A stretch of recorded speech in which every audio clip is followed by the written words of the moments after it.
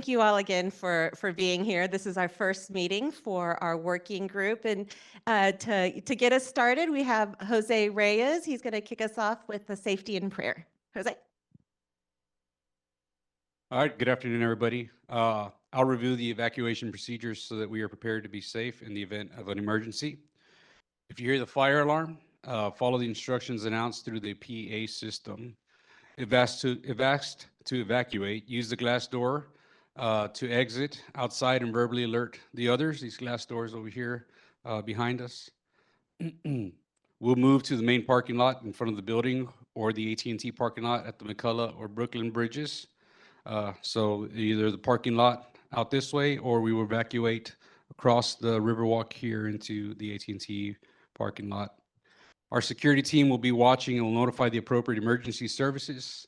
And lastly, we'll also have employees nearby who are trained to administer first aid if needed.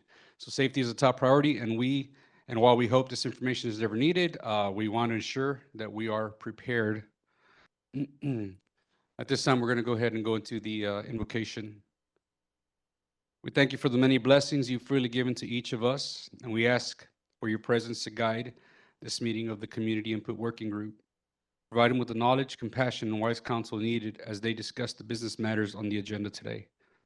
Help us all to remember that we are stewards acting on behalf of our customers, and provide us with the grace to serve all people well. And we ask this in your name, amen.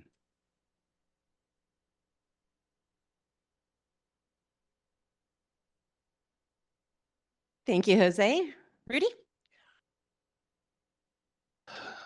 Good evening. How's everybody doing today? Everybody's good? Stephanie, you didn't have to wear burnt orange just for me?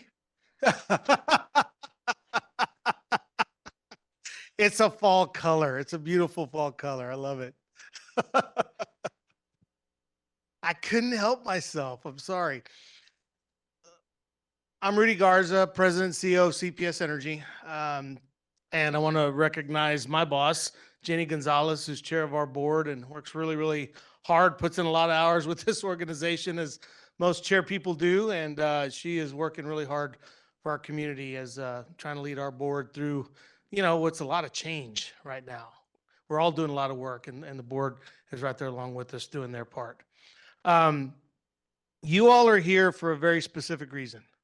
This group is here for a very specific reason. You are veterans in terms of your engagement with CPS Energy.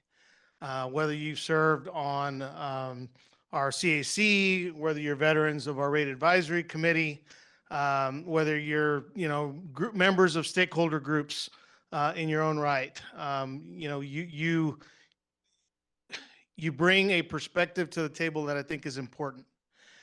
And so what we've done with this committee is we've set it up to really be an open forum that will be facilitated by Mary as part of the process, so that everybody has kind of an equal voice. We're going to present you with information, and we want to really dig into the things that you're interested in. But I will tell you that the November marks 2 years I've been in this role now. I think people don't realize it's been that long. It's like dog years. That feels like 15. But we made a lot of progress in 2 years. I think we've won a lot of trust back from the community that we'd lost during Winter Storm Uri. And I think we're in a much different place today than we were 2 years ago. My goal and our goal as a leadership team for the organization is to take feedback that you have and to do something with it. And I think, what you see in our Vision 2027 strategic document that we've put out there is the feedback that you've given us. We got to be thinking about equity, the way the community thinks about equity. We've got to be thinking about the future. We got old power plants that have to be replaced in some form or fashion, and it ain't going to be the way it used to be. It's going to be a new way. We've got to find a way to mix in renewables with stuff we can turn off and on when the need arises. And so we got to find a way to layer in that investment over time to maintain affordability. But I got to maintain reliability first, right?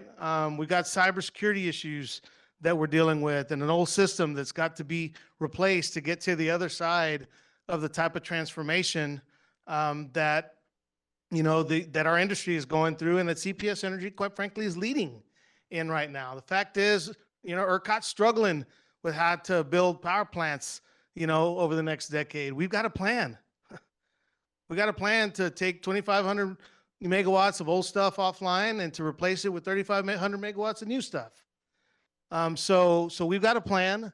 I feel good about the work that's happened over the last 2 years to get something down on paper, but a plan is only as good as your ability to provide resources to fund it. And that's what, this process is about. We're doing our best to do the job that the community expects out of us, to provide reliable, affordable, and sustainable energy into the future. So we're gonna take you through, a kind of a 3-step process. It's going to be led by the questions that you have for us that we will be responsive to. And we're going to try our best to really allow your feedback to drive where we go, with this. But 2 years ago, we said we'd be back this fall for another conversation. And here we are, and I think we've done the work that the community has asked of us over that time. We've gone through, the rate advisory committee did a ton of work. Thank you for all of y'all who were part of that process. We've gone through an organizational assessment, and we're implementing those recommendations as we speak, and we will continue, doing that. But I will tell you that a lot of the inefficiencies in our organization that we're trying to address right now we will find ourselves in the right place on the other side of our digital transformation, because we're taking what's a whole bunch of manual processes right now and we're automating those. And it ain't going to look like it has in the past, and it can't, right? It can't. This is probably one of the most difficult things our organization will go through, ever. To replace an enterprise system is it's a process in change management, right? And we're in the middle of that right now. Regardless of what happens with the proposed rate increase, whether our board and city council ultimately agree with this or don't agree with this, that digital transformation is happening. We cannot push it off anymore. And the further we push off conversations about revenue, the higher those rate cases will look in the future. Again, can't get around that.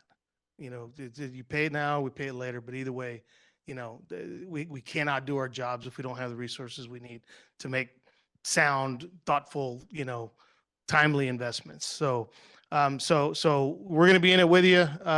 Staff is here to answer the questions that you have. We'll try to, take as much time during these meetings to answer the questions you have, and those we don't get to, we'll take them. We'll get back to you. And as we send you packets for the next meetings, you will see our responses to the questions that didn't get answered during these meetings, that everybody will have a chance to provide input on. So with that, I'm going to turn it over to Mary. Boss, you got anything? Okay. I mean, I'm going to build upon what Rudy just stated, but I will tell you as a chairman of CPS, Rudy's not kidding about the extensive change this organization has undergone and continues to do that. I will tell you as someone in her day job that what I do is deep tech advisory, which we're talking about AI, machine learning, artificial intelligence, digital security. That world changes quite often. But I will tell you that I'm an anomaly because not only do I represent the future, but I also represent what San Antonio is all about, right? Being raised in the South Side, living in the poorest district where the average salary is $35,000. And so because I can wear the right and the left hat, I'm very mindful about everything that we do at CPS. And I will tell you, my freshman year compared to what it's been in the last 2 years has been transformation on a personal level, professional level, and being part of CPS Energy. I don't care to belong to something for a title. I care to belong to something because we're going to make true change. And true change starts with the people in this room.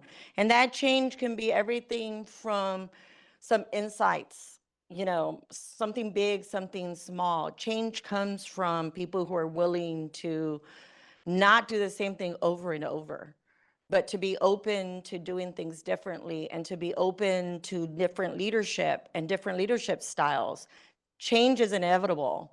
And CPS, because of the history and because of where we're today, is positioned to not just transform San Antonio, but to sustain it with the reality of having a significant amount of low-income individuals, a significant amount of infrastructure needs, and the reality that we are carrying Texas when we have the heated summers that we need. So we have to make a decision about how we support this next phase of what CPS is going to represent to my grandchildren. I don't have, I'm not a grandma yet, but I do have a 7-year-old. And I think about what is my daughter's future going to be, and what is she going to need to be successful as a business owner or a college student or whatever she chooses to do.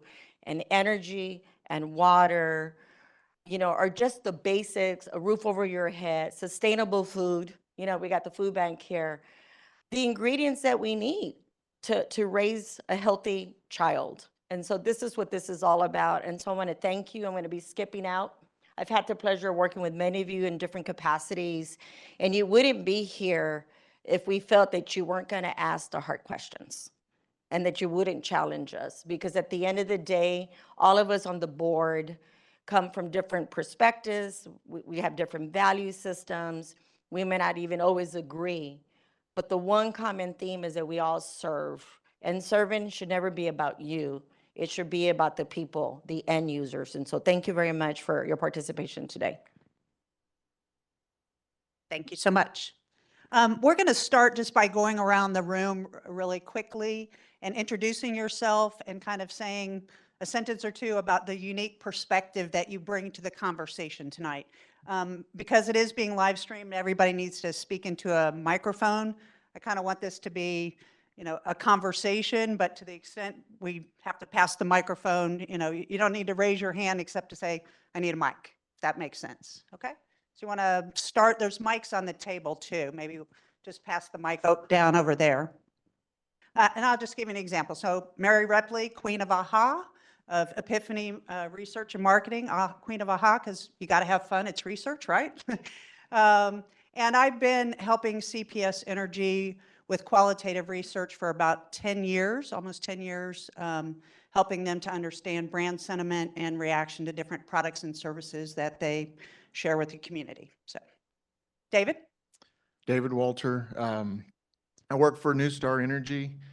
In part of my role at New Star, I used to manage all of our energy procurement, so I've got some experience there. I've served with CPS on the Citizens Advisory Committee for 5 or 6 years, I guess, back in a term. And so I'm excited to be here and be part of this conversation. Awesome, welcome. Good evening, everybody. My name is J.R. Trevino. I am the interim president and CEO for the San Antonio Hispanic Chamber of Commerce, and I also moonlight as the mayor for the city of Castle Hills. I also have a little bit of unique perspective in that during, after we had Snowvid, weather event Uri, I reached out to ERCOT and accidentally put together a statewide advisory board to ERCOT for municipal elected officials. And so we have biannual meetings with ERCOT and serving as a conduit for information up and down. So bring a little bit of that perspective as well. And again, just Janie Martinez Gonzalez, chairman of CPS. And of course, if you want to get a hold of me, I'm sure somebody here in the room will give you my contact information. Good evening. I'm Aaron Stein. I am a project manager with the Pacific Northwest National Lab, and I work with the Army serving their energy team to help them become more resilient and efficient. And I've got a little over 10 years of energy experience, mostly on the demand side, so conservation and efficiency, renewables, things like that. I really like this stuff. Personally interesting to me. I'm one of the weird people who probably likes looking at utility bills, so hopefully that gives me a good perspective here. And on a personal note, I'm a native San Antonian, so this stuff matters to me, and I'm really grateful to have this opportunity. Thank you. Thanks, Aaron. Good evening. I'm Stephanie Reyes. I'm the CEO for the Real Estate Council of San Antonio. I represent the real estate development industry. And so I'm really pleased to be in this group. It's very, very important. We deal with CPS on a daily basis. And our mission is responsible and sustainable development. So that goes hand in hand with what we're talking about today. I think my experience, I've been on the other side. I've been in city management too, so I've had to deal with that. And I've also been in media, so I know that how we message the importance of what we're doing is critically important as well. So Absolutely. thanks. Thank you, Stephanie. Hi, good evening. Richard Medina. I'm the Chief Energy Delivery Officer for CPS Energy. So I oversee all the electric and gas infrastructure serving our community. Hello, everyone. My name is Brenda Pacheco. And I came to CPS about 2 years ago, quite naive. I was asked by District 3 to represent, that area on the Rate Advisory Committee. I really didn't have any idea what was going to happen. So it was a great learning experience. It was tough, though. I jumped in and I thought, whoa, I'm retired now. Do I really want to do this? Because it's a lot of work. So I went ahead and I took the easy way out. I resigned after about 6 months. I said, this is hard work. I have to do research. I'm wanting to have a good time right now. I didn't want to spend my evenings doing research, but I learned a lot and I met some great people. So when Shanna called and said, would you please call me back? And she identified herself as general counsel. My first thought was, oh, Hell, what did I do wrong? Why would she be calling me? And so I thought, oh, I'm in trouble now. I said something I should not have said, which I do often. But I thought, why? So it took me 2 hours to call her back. I thought, okay, what did I do wrong? And then when she said, no, we're inviting you to be a participant again. And I said, is it going to last for a year? Because I don't have a year. I'm old. She says, no, ma'am. She says, it's going to last probably just a month, maybe 2 months at the most. You should be okay. So I have no title. I'm not a CEO. I was never a manager. I worked hard all my life. But what I am is a community advocate, and not just for the South Side, but for the entire city of San Antonio. Because as a matter of fact, I descend from 2 different Native American tribes that established the missions in San Antonio. So this is my place. It belongs to me. So everything that happens here matters to me. And so I like to think that I'm the voice of the entire community. And that's all I strive to do, is do the best I can to make life better for San Antonio. Well, welcome. Thank you. Look forward to hearing from you. I'm Peter Onofre. I'm the Operations Administrator with New Life Christian Center. We're just right outside of Joint Base Lackland. And I represented District 4 on the Rate Advisory Committee. So it's good to be back around the table with Brenda, who represented District 3 for that time. And also I represented District 4 on the Housing Bond Committee in 2022. And then the RFP Committee, which I found really beneficial in my time with Iraq as well. Okay, great. Welcome. Hi, Mary. Melissa Sotola, I'm the Vice President of Corporate Communications and Marketing for CPS Energy. So I lead our communications and marketing functions along with social media, everything you see on the website, and internal comms as well. Hi, I'm Adrian Lopez. I'm the CEO for Workforce Solutions Alamo. So I bring that perspective of covering 13 counties, and last year 100,000 folks that came to our 16 centers. One of the things that we do is actually provide a number of supports for people who are willing to go back into work, and utility assistance is actually one of those. But I also bring the perspective from my experience of working in housing, economic development, community revitalization. And so I hope to bring all of that to this conversation. Great. Welcome. John? Good evening. My name is John Kelly. I'm a retired transportation engineer. I was in charge of TxDOT in the late 90s and early 2000s. And I guess, Mary, my claim to fame or pertinent experience for this committee is the fact that I was in charge when we opened the TransGuide system. And that was an interesting challenge, trying to make sure people didn't panic and think we were going to give them speeding tickets from the cameras. So that, after we opened that system up, we didn't get a single complaint, but that was because we did several months of groundwork to let people know what was happening. So anyway, I look forward to participating, and thank you for having me here. Thank you. Good evening. I'm Evan O'Mahony. I'm the Chief Information Officer here at CPS Energy.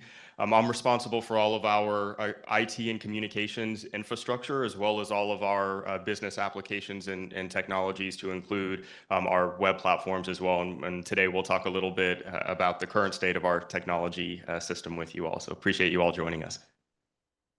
Shanna Ramirez. I am chief caller of people we want to come back. I am our Chief Legal and Ethics Officer, General Counsel, and Board Secretary. I am here if you all have questions about process, governance, the legal boundaries that we have to stay in for anything that we're trying to discuss. So please let me know if you have any questions. If you don't want to ask questions in front of everyone, please email me or call me. I'm happy to call you for other than not bad reasons, Brenda. I enjoyed that. Thank you. The microphone's too close to each other. Better. That was not my voice. So, well, my name is Patrick Garcia. I've wear a couple of hats. I'm here today as a stakeholder. I'm chairman of the board for the San Antonio Manufacturers Association. I've been affiliated with SAMA for 44 years, and I started with having an interest in water and then energy. So when I was 22 years old, I was sitting on the water committee, and that was a time when SAWS was trying to implement a wastewater permit for the first time. And so they didn't know what they were doing, and I didn't know what I was doing, but we had an engineer that kind of ran the show a little bit. He wore a Texas A&M ring, and he said you never question an engineer from Texas A&M. So I liked him. I liked the way he thought. And so he became my mentor. And so the other hat I wear is I'm the president and CEO of a family business called Division Laundry and Cleaners. We're 84 years in business. I've been there 51 years. We have continuity. My 3 children are involved, Patty and Patrick and Teresa, and they're wearing a lot of hats. We cater to the hospitals. So we take care of a lot of large hospital systems, smaller ones too. We go to small cities, we go to large cities. We have several operations, one in Houston and one in Dallas, and we have 2 big plants there, and we service Oklahoma from Dallas, and we're looking at other projects, one in Oklahoma soon. So it's interesting because I didn't know this, but one day at a meeting, somebody with CPS came up and said, you use a lot of natural gas. Really? He said, well, you're the 6th largest user of natural gas in the city. I said, oh man, I hope I'm not running my dryers inefficiently, because that's a lot of gas. But it's hard to imagine these big dryers consume a lot of gas. So you bring a good, unique perspective to the yeah, conversation. learning curve. So anyway, I look forward to working with everybody here.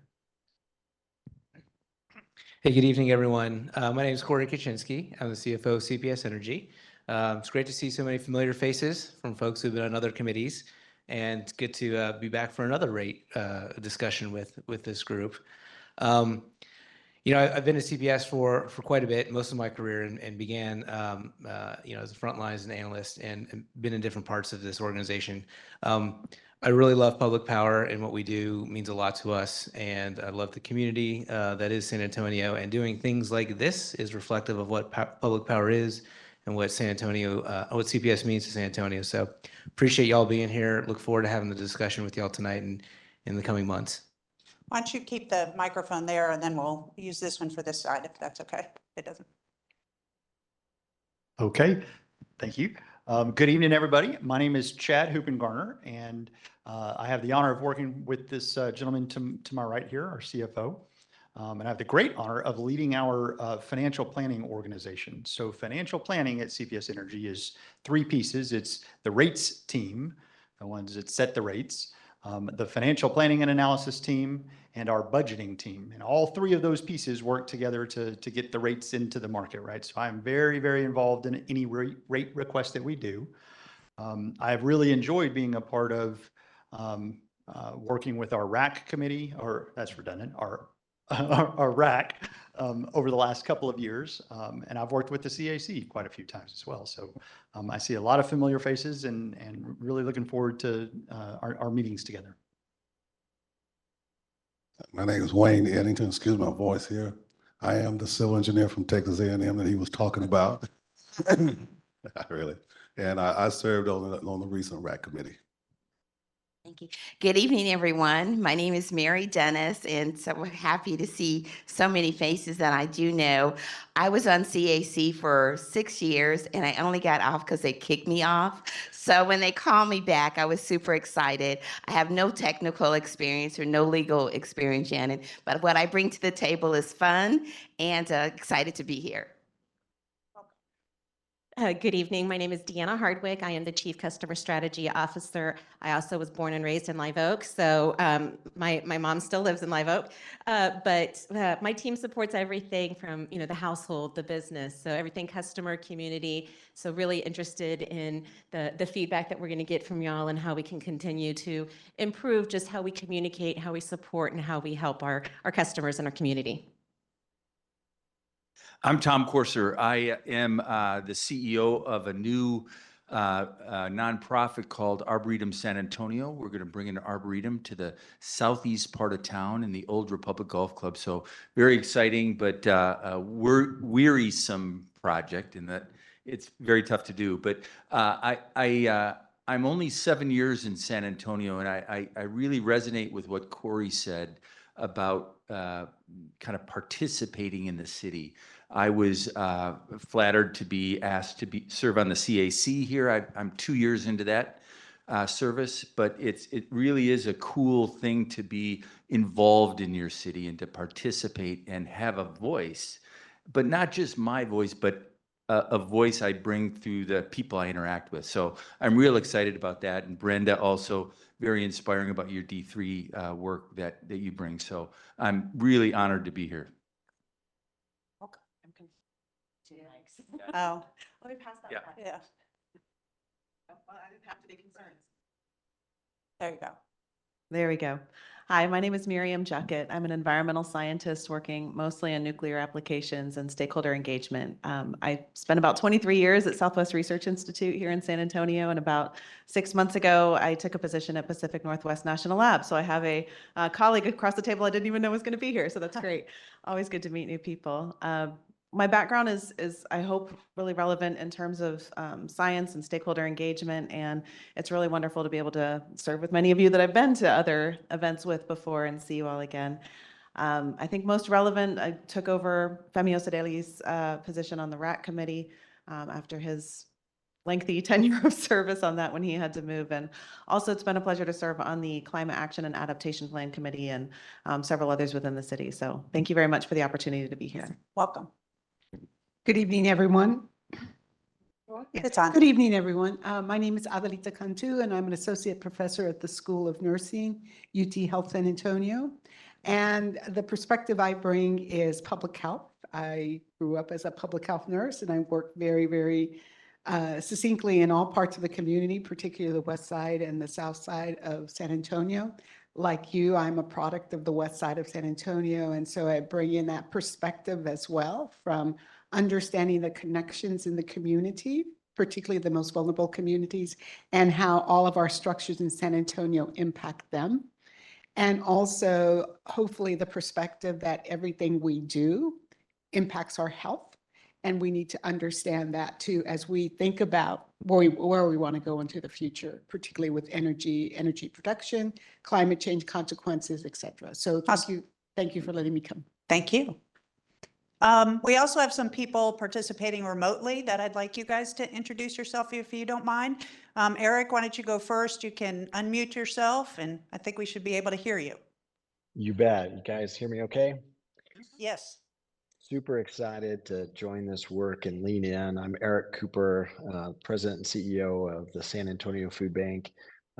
Probably come at this from a few angles. One, just Rudy doing a great job. Thank you. Rudy and I served on Adrian's board at Workforce Solutions Alamo, so the opportunity to kind of lean in. We're a large energy consumer food bank with lots of square foot of refrigeration. And as a resident, boy, it's critical to have energy. So thank you for the great work. Um, we feed about 105,000 people each week. And so coming at this a little anxious and maybe selfishly, rate increases could be client shifting to us. And so that increased demand as utilities is kind of the second most competitive expense to housing when it comes to the exchange that households make between paying their utilities or buying food. And then lastly, we have a facility in New Braunfels and we run the local utility NBU's utility assistance program. So oftentimes ratepayers who struggle to pay their utility bill also have other struggles. And so we strategically have kind of a one-stop approach that has been able to reduce their overhead around shutoffs and improve continuity of service. And so I'm excited to bring those learnings to the table. Thanks, Eric. Dee Dee, do you want to go next? Hey, everybody. Sorry I couldn't be there. My name is Didi Belmatis. I'm a clean energy advocate with a nonprofit called Public Citizen. My perspective is obviously by the title of my job is clean energy, but specifically making sure that families that are being affected by the climate crisis have access to clean energy solutions. But also my other perspective is like from being on the RAC, from the Rate Advisory Committee, is advocating for those working class families that are going to be negatively impacted by adding any more to their bill. And I understand that CPS Energy is very cognizant of that. I'm also, my other perspective is ratepayers, all those ratepayers that live outside of the city of San Antonio that are not, that don't have a voice in this whole process, specifically on our city council, because there will be a vote on this, and people outside of the city of San Antonio don't have that voice within our city council. So that's my other perspective, but appreciate being here. Okay, thank you. And Aqua? Hey y'all, my name's Anaqua Oriana Garcia. My pronouns are she, her. I work for a national organization called Climate Justice Alliance. We are hyper focused on achieving climate justice and a just transition within our member base and their communities. I'm an Eastside resident and I worked on the Rate Advisory Committee last year. My perspective is working to help low-income community members, specifically who were affected by the disconnections when the moratorium on disconnections ended, helping to bridge the gap where folks were not able or had the knowledge that there was utility assistance or the know-how. And so worked with that. And then also to help them simultaneously sign up for the weatherization program. And so that is my perspective. And like Dee Dee, it's in the title of my organization, Climate Justice Alliance. And so really echoing what Dr. Cantu said earlier about the environmental health impacts of the energy generation that we choose. So happy to be here. Thank you. Welcome. And Patrick? Hey, everybody. My name is Patrick Atwater, and I'm the founder and CEO of 180 Solar. We develop, design, engineer, construct, operate mostly commercial and industrial scale solar power plants, energy storage, and electric charging infrastructure. I've been in the solar industry for 15 years and started the company 10 years ago. When we started it, we looked all over the United States on where we wanted to start the company, and ultimately decided on San Antonio because of what we're doing today. There's not very many places in the country that you can have these kinds of conversations with the utility company. And back then, I just knew how important that was going to be as we transitioned this energy economy. So very excited and very thankful to be able to have these kinds of conversations with the utility company. I think my main, perspectives I bring to the table are one, we work all over the country. So while we're headquartered in San Antonio, we do see what a lot of other utilities are implementing when it comes to rates and rate structures and incentives for specifically for distributed generation and batteries and things like that. The other thing is every day I'm spending time with individuals and organizations, guiding them through these steps of exploring and looking at ways to take advantage of these new technologies. And so we're very, very in tune with the impacts that rates have on those opportunities. And so I'm really excited to be a part of this. Awesome. Welcome. The only, I wanted to acknowledge Sam Dawson, who's obviously a leader in our community, Pape Dawson Engineering. He is on the phone, listening in. He's out of town today and apologize, but I just wanted to acknowledge that I know he's paying attention, but I don't know that he's going to be able to interact with us, but I know he's listening on the phone. So wanted to acknowledge his presence and his commitment to this committee. Those of you who are participating virtually, you should have gotten an email right before the meeting started that has an exercise that we're going to do. If you can print it out, great. If not, I will, please participate in it and write down your thoughts, and I'm going to explain it in just a minute. Those of you here, and by the way, those of you remotely, when you want to participate in the conversation, you can raise your hand and we'll see it in the chat, and she'll let me know because my back is sort of to you as we're going through this. So I apologize for that, but got to be can't face two directions at once. So just to tell you a little bit about what we're going to do, we're going to start with an exercise. It looks like this.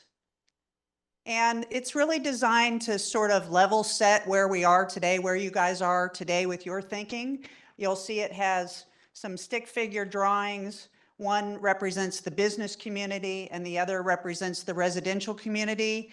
And because you're here, because you represent constituents and people like you, peers from your community, all the things that you just decided, we wanted to really understand at the outset of this, sort of what you think people are thinking in the community about CPS Energy's rate increase. So on the left-hand side, it's the business community. There's a thought bubble because we all have this thing about things that we wish we could say, but we don't, we're kind of maybe afraid to say them out loud, or, we're shy, or maybe we're concerned what somebody around the table might think, but we're thinking it.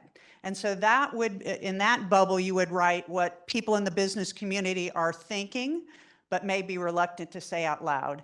And then in the speaker bubble coming near his mouth, you'll write there what your peers in the business community are saying out loud about a potential rate increase for CPS Energy. And then on the right-hand side is the residential customer, represents the residential customer, and what you think they're saying right now today, and then what you think they're thinking but may not be saying out loud. So just take a few minutes to fill those in. And again, those of you who are online, if you would do the same thing, I'd appreciate that. And then we'll go from there. Anybody have any questions? Or that makes sense to everybody?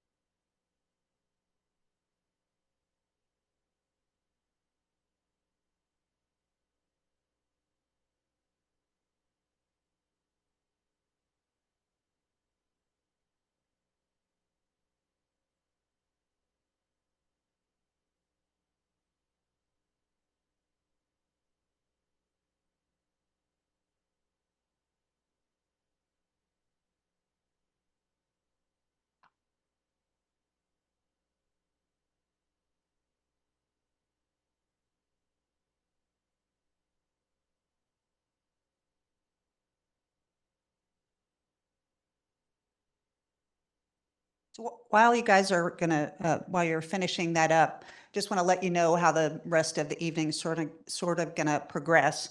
Deanna and Corey are gonna present a slide deck to you. It was a deck that you guys got in advance of the presentation. But they're gonna present it and sort of talk through it. And then we're gonna take the deck section by section and talk about it. You know, you'll have a chance to let us know what questions you have, what messages you took away, that kind of thing. The CPS team around the table is going to do their best to answer your questions, but I'll tell you, we already took twice as long to introduce everybody than we budgeted.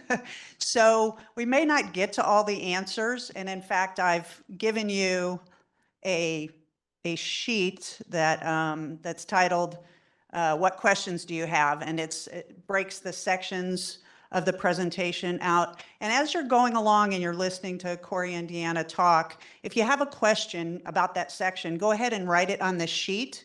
At the end of the day, write your name on it. We're going to collect those so we make sure we cover all the questions if we didn't get to cover them in the meeting today. And you'll get it in an email prior to the next session. And then I think that's it. In terms of the exercise we just did, we're going to revisit that at the end. So this was kind of to say, what are you thinking now? And then after you hear the presentation and we have the discussion, we're going to talk about whether your thoughts or feelings changed about, based on what you heard, whether you think the residential community or the business community's thoughts how they might have been impacted by the information you received.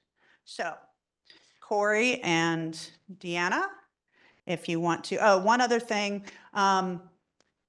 If you need to go to the restroom during the meeting, you don't need to raise your hand or, just get up quietly. You can go out the door. It's to the right up the stairs and sort of back that way. And obviously just come back. If you want food or drink, well, just get up and get it. This is really informal. And there may be times where I redirect the conversation. It's just not because I don't want to hear what you have to say, but I know we have a lot to cover. And so I apologize in advance. I'm not trying to be rude, but I may just sort of steer us in another direction. Okay, that's it. All right, thank you very much. So we'll have a handful of slides. Oh, go to the podium. That's my instruction. I'll be right up there. I'm very coachable. You gotta tell Amanda that. She'd appreciate that. Very good. Yes. All my notes are at the table, so just, bear with me. I got this. All right, so we can go to the next slide. Or do I have the remote here? I do. Okay, so we'll give, I'll spend most of the time up here, but I'm going to hand off a little bit to Evan in a couple of slides, but we'll kind of just give some context. That's really the point today. Talk about current state, give a little historical perspective. Like I said earlier, some of you folks were here for the last rate request and have seen kind of what that process was. I'll hit a couple of slides in regards to that just to bring everyone up to speed, and then talk about our process in terms of our rate evaluation. You may have seen this slide before. Rudy has addressed it a couple times in our last board meeting, or several board meetings. But really, this has been a culmination of the last couple of years coming together. When we did our rate request, a couple of years ago for fiscal 23, there were certain things that we focused on, and that's kind of manifests itself into our Vision 2027 that we've talked about.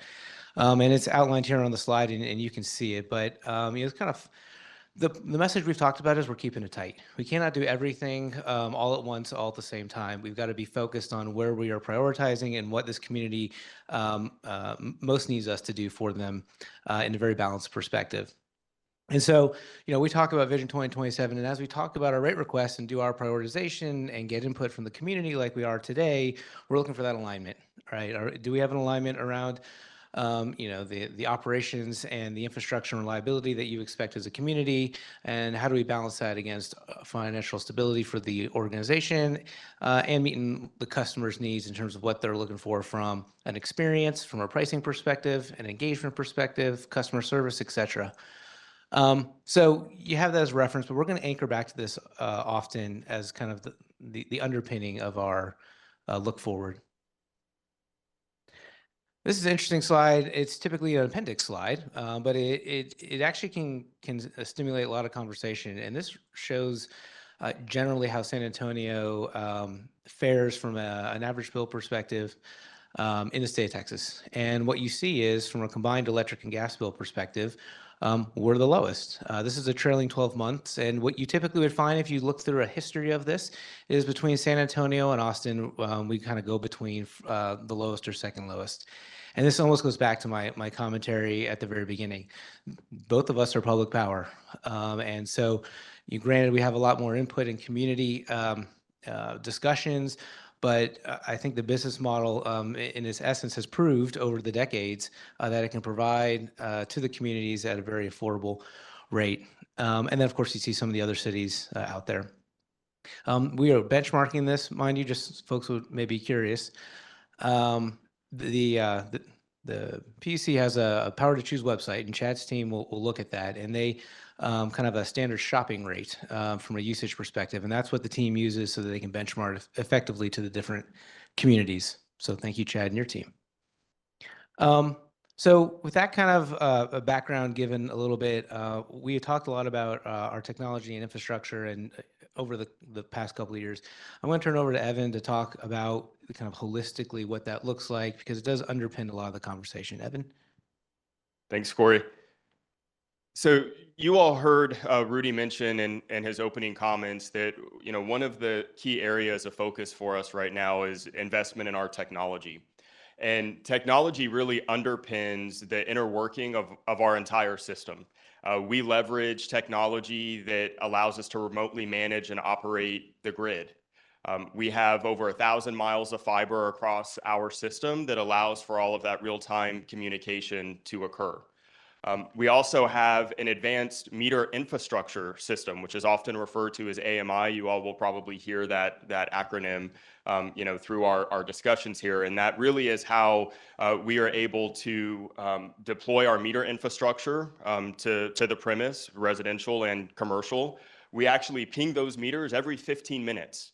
So if you think about data, our customer base, those meters, every 15 minutes, we're collecting a meter read, and we aggregate all of that data. It gives us a tremendous amount of insight into what's happening within our system and at our various customers.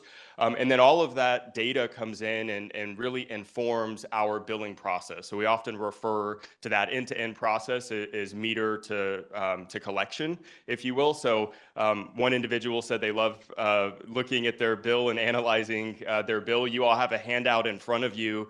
There's a snapshot here, but everything that you see here is a reflection of the analysis that happens in our core technology system. One thing I do like to point out, our bill not only accounts for your gas and electric usage, but we also provide billing for our owner, the city of San Antonio.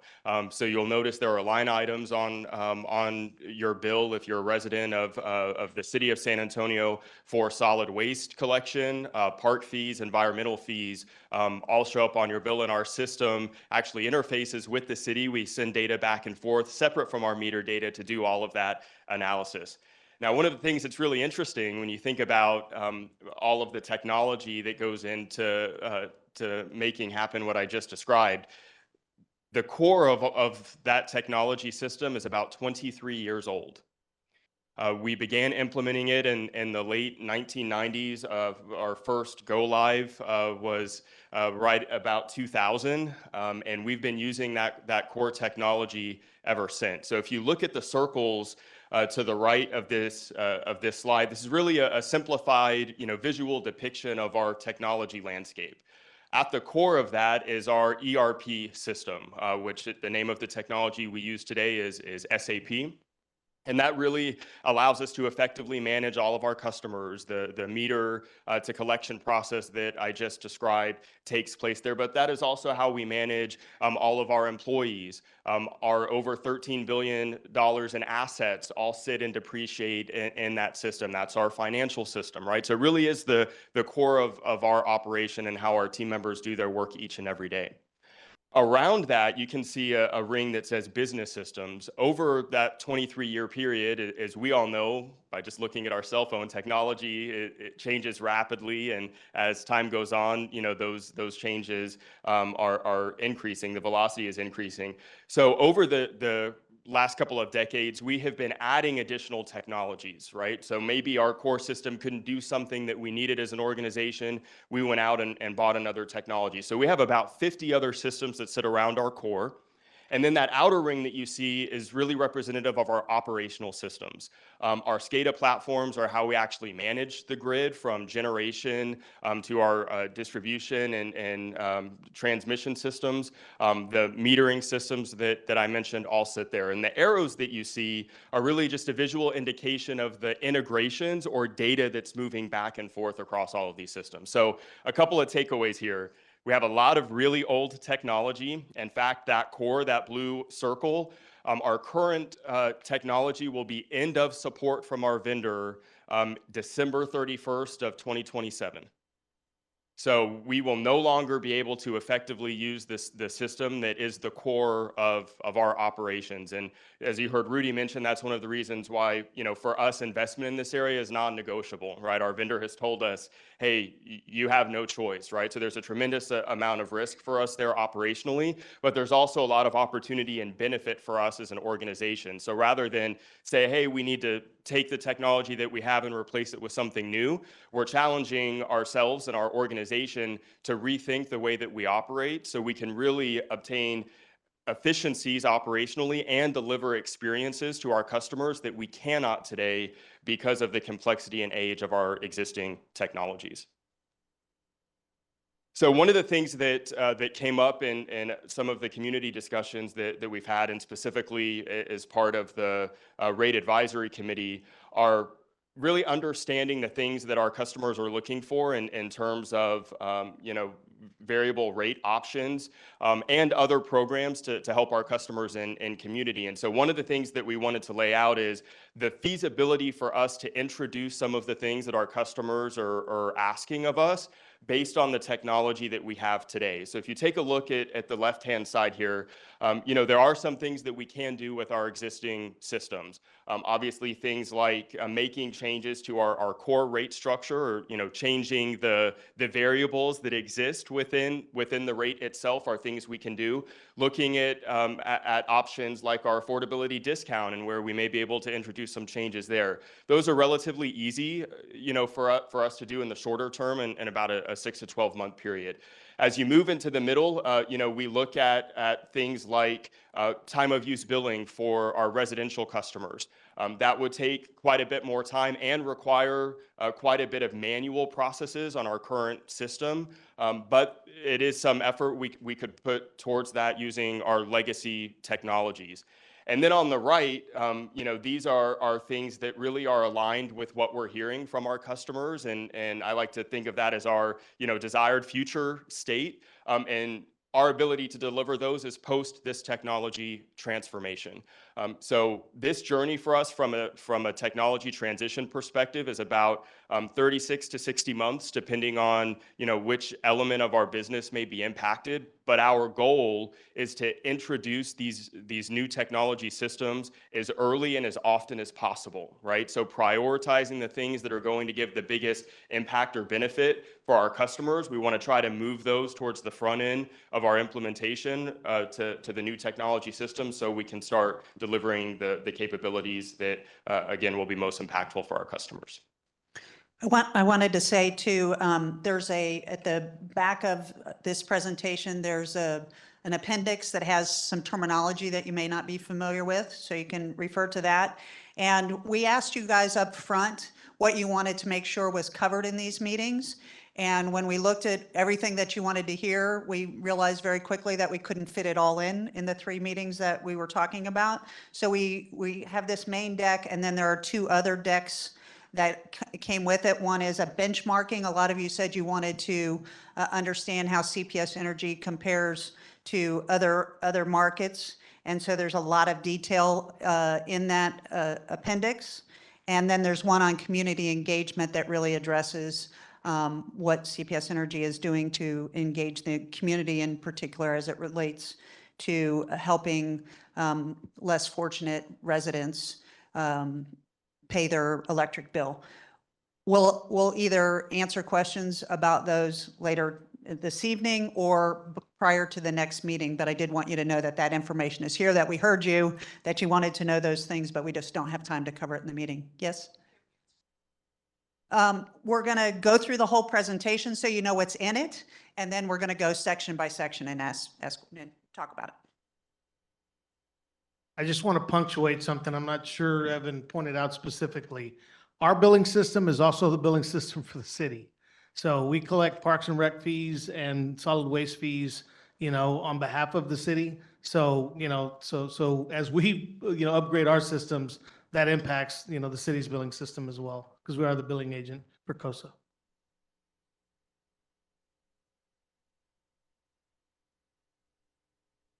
All right, thank you, Evan. Appreciate that, Rudy, as well. So that was a really good perspective. I'm going to take us back a little bit, a journey back in time. We often get asked, what does it look like in terms of the different asks that CPS Energy has had? This is only part of the story. There's actually a slide later that I think can kind of complement it, where you kind of pair up when we went for rate increases and what we were actually doing. And what you'll see is there's going to be a correlation between the type of investment that our community is making, along with the population growth in this community, and we'll kind of see that. The most relevant, one that we just did was for fiscal 23. That was 3.85%.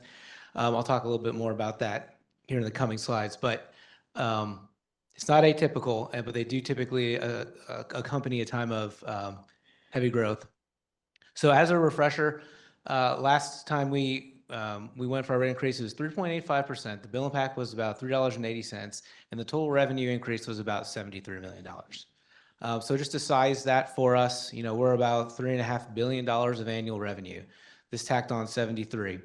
And so, we applied those dollars for some of the key elements of our business, but part of the process to get to this point, and it's worth, I think, reiterating, was when we went through the due diligence with our committees and our community, we focused on the things that we knew that were right in front of us, right? There was a lot of unknowns at the time. We hadn't approved our generation plan yet, that our board approved about a year ago. We still were working on getting estimates that Evan talked about from the technology perspective. So we weren't going to ask for anything more than what we knew at the time. And so whatever headlines you may remember, once we had gone through that process and, we've been out in the community multiple times, this was the number that we had landed on, 3.85%. And, when you looked at the previous slide, it's kind of in the range of what we've done over time. And I think that's part of the perspective that we take in this, is we're not taking one-time shots to get a whole lot of money. And we're also not trying to speculate on things that we don't have forecasted numbers on yet or estimates on. But we want to be honest, especially now that there's a lot of upcoming investment. And so whether it's 3%, 4%, 5%, these are the dialogues that we'll have on an ongoing basis. So a little extra color. We did a lot of things with those dollars. And this was a recap slide that I shared at the beginning of this year with our board of trustees on the different buckets. These 4 buckets that we have on here were actually the 4 categories that we spoke about during the rate request. Where are the dollars going? They're going towards reliability and resiliency. Our customers care a whole lot about that, especially when you look at survey after survey. Community and customer growth. Everyone knows how fast this community has been growing inside and outside, and a lot comes with that. And then, of course, the technology and the security components of it, and people. We'll talk a lot about people over this discussion. It takes a lot of folks to run this organization as big as we are. And we had a plan in the last rate request to staff up. We were at all-time lows when it comes to customers per employees. And our teams have done a great job. A lot of this stuff might not mean a lot to you. I'm going to point out a couple because they're fun for a finance guy. Reclosers. Richard Medina could probably talk a lot about reclosers, but that is a big element of providing resiliency to the community. It's a piece of equipment that goes on our lines, and ultimately, if you're a customer, it helps minimize your outage time or your outage at all, depending on how they've kind of divvied up the system. That's really cool to me. And that was a key component that we put in the budget for the last rate request and have funded to do that. So that number, 166, is over 50% more than you had done in the years prior. And that is helping directly with the reliability and resiliency for our community. And that's awesome. The 689 miles of vegetation management. Well, there weren't headlines about that a year ago, 2 years ago, but we increased the budget almost over 50% the past year, and we've continued it to be elevated. That's over 50% of the miles trimmed in the year prior, directly helping reliability. And these are what the dollars are going for. And poles replaced. And that was like about 10 or 20% more poles than past. These are all things that you as a citizen feel in the community because you see it, and it's going to directly relate to, you know, what you're feeling in your home. If there's a weather event or whatever, you've got a new pole, maybe the line's been cleared, or we got these new technology to help with reliability. So I call those three out. They stand out to me. They feel very relatable to me as a non-engineer, and just gives a little color and context to this. This number right here, 540 new hires. I mean, we have, at the time we did the rate case, we were just under 2,900 employees, all-time low. When I got here 17 years ago, we were about 3,600, 17 years ago. And then fast forward with the same technology that Evan talked about before I got here, we had come down a lot. And you started to see that in the operations and what we were able to accomplish, the backlogs we were having on just running the business, blocking and tackling. So this has been a good effort by our HR teams. And what you see behind the scenes is that a lot of those hires are frontline folks. It's the utility worker. It's the folks out that you see driving around when you're going home or going to work. Or it's folks in Deanna's call center who are answering the phones, you know, for folks who need some assistance. So yeah, there's definitely back office and administration, but that's only 20 to 30% of the new hires. It's really about the folks that are helping, you know, us get the job done. So spend a little bit of time on that because it's important. I think it's important to me, and I think it's really good context. This was a slide we'd used before, just to show how the 73 million was approximated amongst those buckets. And I think you can see it's kind of spread. You see reliability and resiliency, you know, 31 million, a majority of that. And if you think about that from a capital spend perspective, almost 50% of our capital spend is around infrastructure modernization, which is that space. So it's reinforcing your power plants. It's doing the stuff to the distribution system to reinforce it. It's all the stuff that you'd expect from a blocking and tackling perspective for a utility. All right, so in the previous conversation we had with the community, we had shown not just the 3.85%, but said, hey, we're going to need continued rate support for all this stuff that's either required investment that we need to catch up on, or the transformation into the future that we need to have from a generation perspective and to accommodate the growth that this community is having. So we outlined every 2 years, so fiscal 25, so the check marks for fiscal 23. We had the conversation in our fiscal years end in January. So fiscal 25 coming up would be the next one that we had planned. And we had showed a placeholder of 5.5%, and then again in fiscal 27, 5.5%, 2 years ago. Right here, we have it conveniently TBDs and in line with the original estimates because time has passed. So we have revised our forecast. We're scrubbing our forecast. We're in the last throes of taking the summer performance and reforecasting the balance of this year. And then when we finish that exercise, you know, we'll come forward with what we think a request that would be appropriate to accomplish all the things. The top end need there is shown about 100, 120 million. So you can see a little bit bigger than the 73 million from last time. But we got a couple of things laid out in there that are huge that weren't laid in before. We've got the future estimates for Evan's project that he's helping lead this organization through.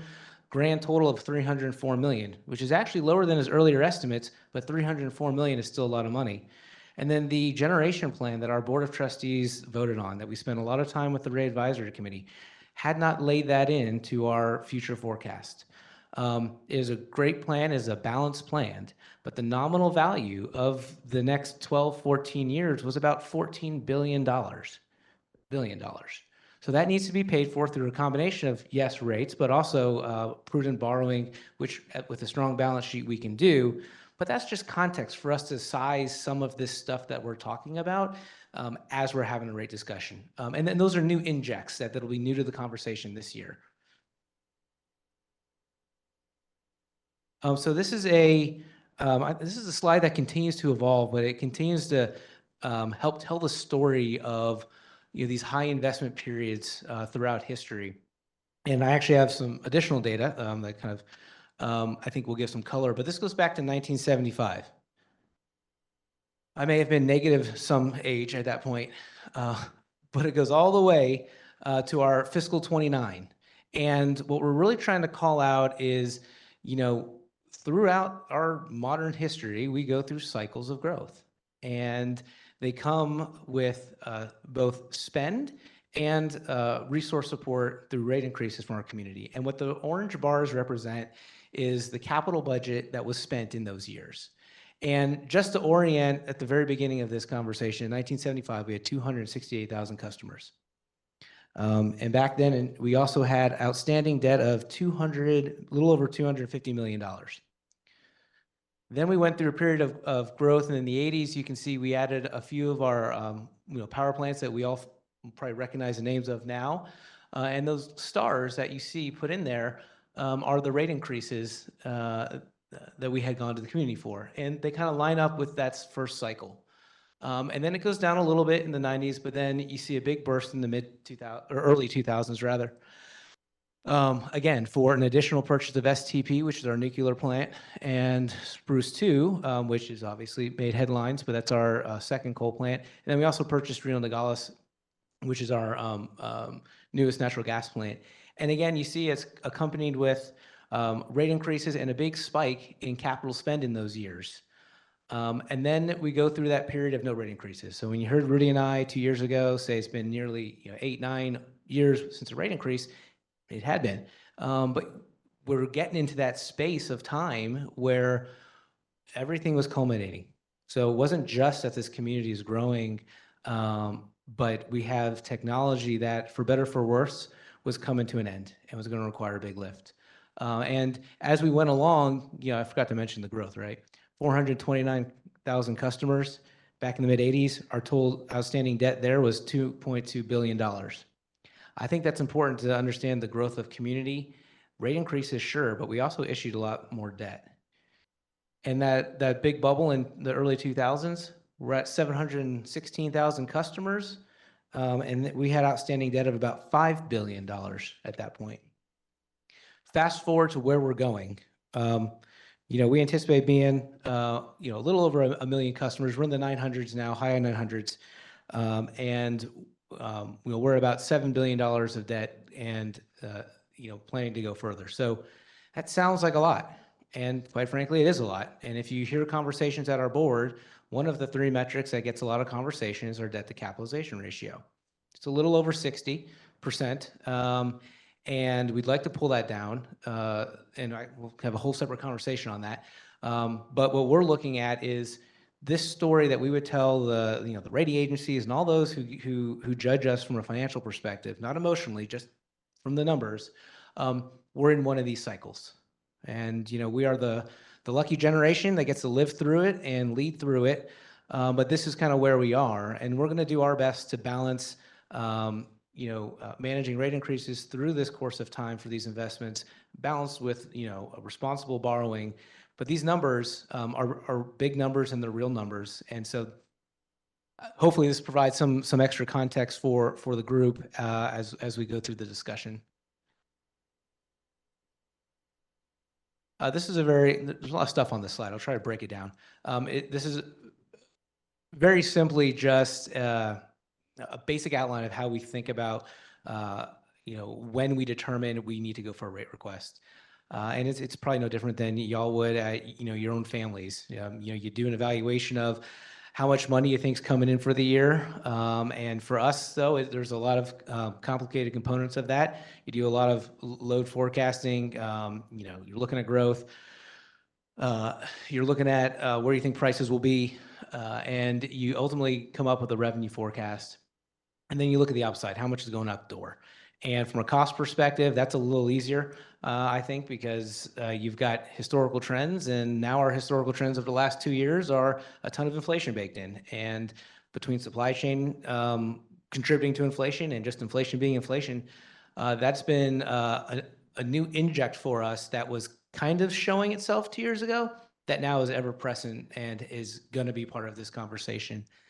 And to the extent, they don't balance from a forecast perspective, we come, seeking additional funding. And so that's why we're here. Anyways, we're actually between 3 and 4 right now. This is part of our outreach to our stakeholders. We're going to align with the Board of Trustees, and many of you know, we also align with the city of San Antonio. And just in case you aren't aware, the city has a department called the Office of Public Utility, and they are responsible to be our regulator. So they advocate on behalf of the city, the citizens, and we go back and forth, and they challenge us, and that is kind of the structure and governance we have here. We have, since the last rate increase, stayed in very, very close touch with them, because part of having a successful discussion is to discuss. And so we've had monthly, if not more frequent, conversations with them so that they can come into the business, understand what's going on, instead of having to catch up after not talking to us for 2 years. That's been really helpful just from an understanding perspective. And then, of course, we'll culminate with board and city council approval. These are actually the same 4 categories that we had shown when I showed the old slide from the last rate request, but it's titled phased investment because you're never done. You're never done replacing poles. You're never done adding reclosers. You're never done with all of that stuff. Adding new customers, buying more meters, all of that stuff. So this is really a continuation of those areas. And what we did this time was kind of link it to those elements that I opened up with that tie to the Vision 2027 that the Board of Trustees and Rudy had helped kind of align with. So this is more of an alignment slide as much as it is to recognize that the work I just mentioned that we accomplished is ongoing. There are always poles that need to be replaced and so forth and so on. The purpose of this slide was really just to point out that as much as we try and plan for an organization, stuff happens outside of our control.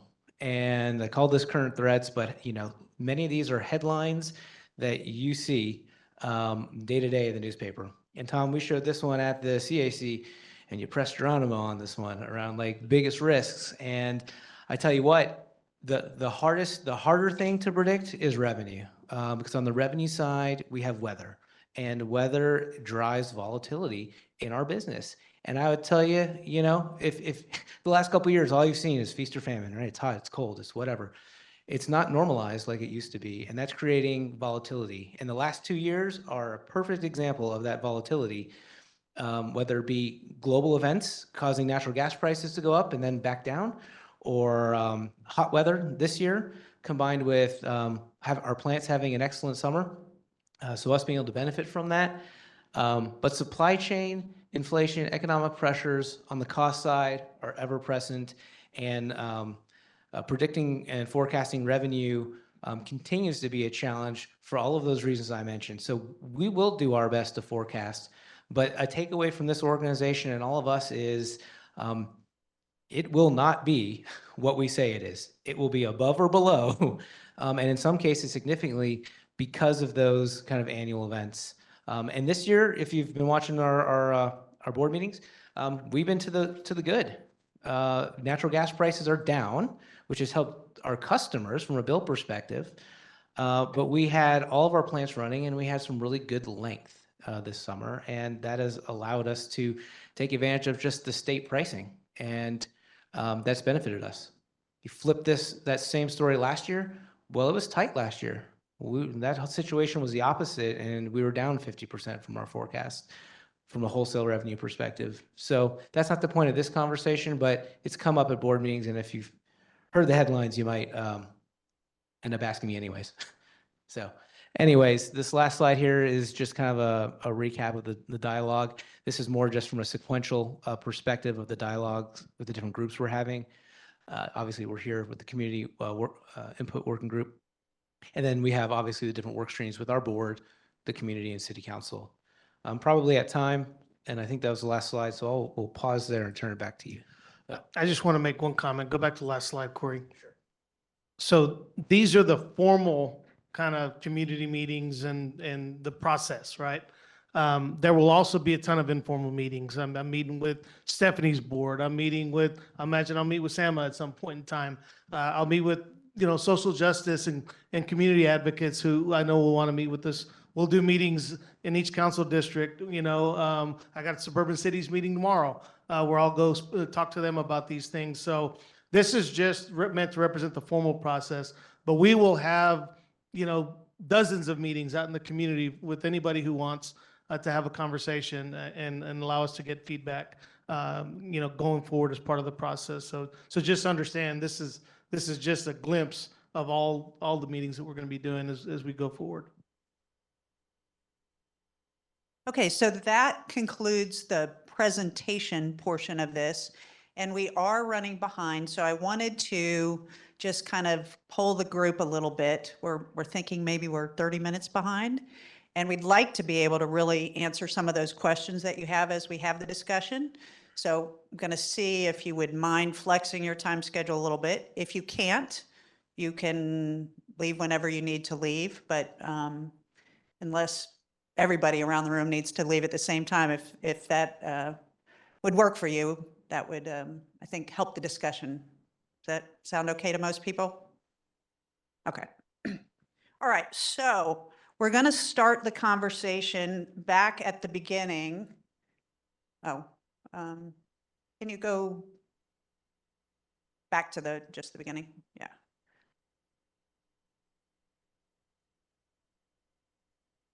And we're going to talk first about the current state slides. So the mission and vision, the comparison of the rates, and then the evolving technology landscape, and then just sort of the timeline for the implementation of it. And I wanted to start by asking you, how would you summarize the information in this section to a friend or neighbor? And again, just, whoever wants to speak on this, you're obviously here because they value your opinion and want to hear your concerns and your opinions and your thoughts. So how would you, just in this section first, how would you summarize what you heard? Actually overwhelming to begin with. And as it pertains to the rest of the information, in my opinion, because I'm very basic and elementary, some of it not necessary. I think that Rudy's group always does an excellent job at creating these documents for us, but I know it takes a lot of time and effort. And so they're having to do overtime and double duty to create these things. I know that. And sometimes I think for groups like this, it maybe shouldn't be as involved. So are you talking about just the first 4 slides or the deck overall? What Corey presented overall. It's Okay. a lot of information to try to digest. And I know you sent these to us early. Mhm. It's still a lot of information because I think most everybody in here are working class folks. Sure, So it's sure. a lot. So let's just focus on the first 4 slides because we're going to break Okay, it down and so- we want to understand what you think about each section. So sort of. first slide, 6 to 12 months to deliver rate increase. What I really would like to clarify or have Rudy clarify is the word potential, because you need to be transparent with your customers.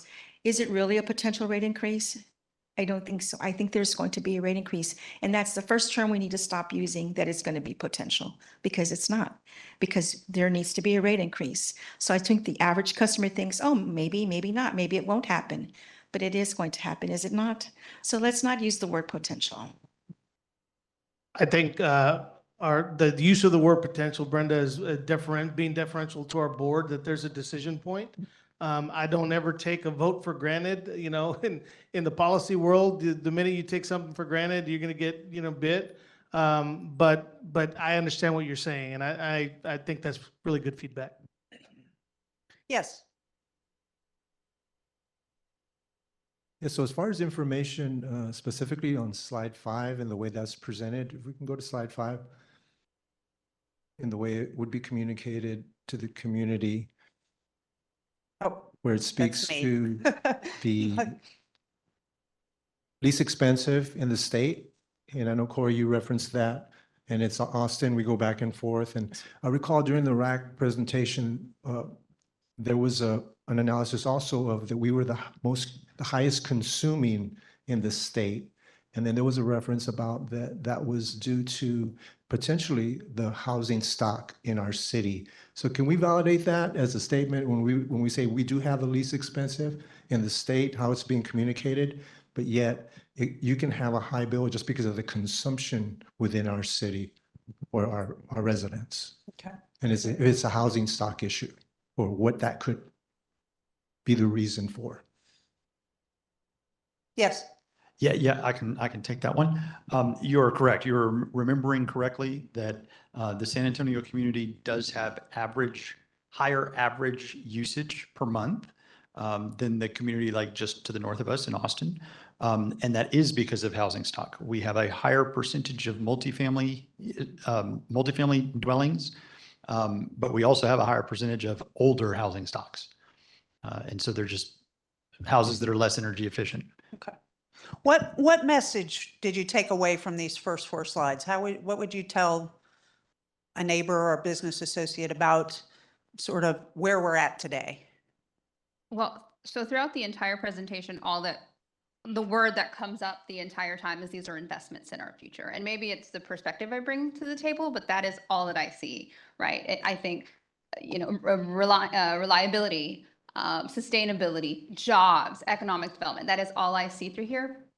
But maybe if we make it a little simpler for regular folks who are not on the business side or in this day-to-day, I think that we'd be a little more effective. But that's what I see. This is all investing in our future. It's necessary. It's the price of doing business.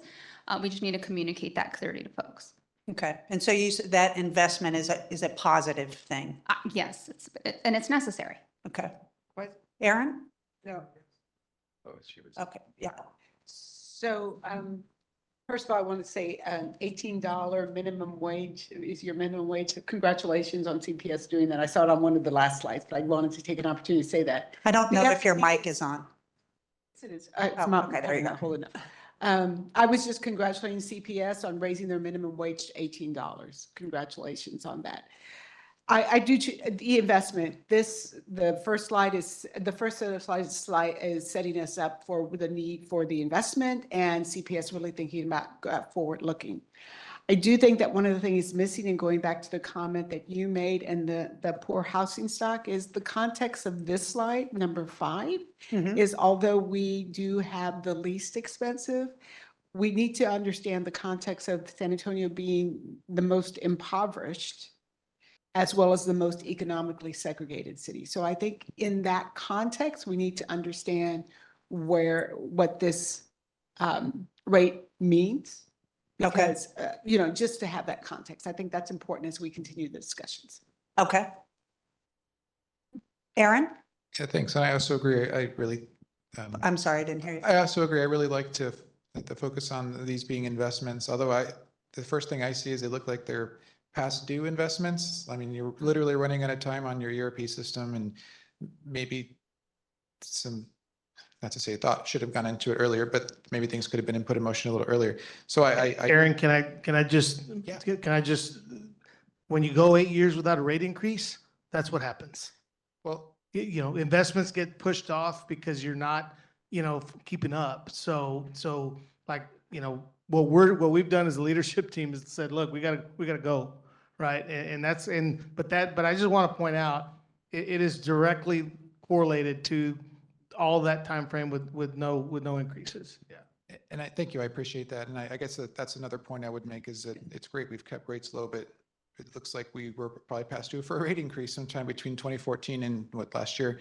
So I understand you weren't at the helm at the time, sir, but so that is something that comes to mind, is that we need to make up for lost time in a way. So yeah, these investments are needed. So that's just what struck me. Okay.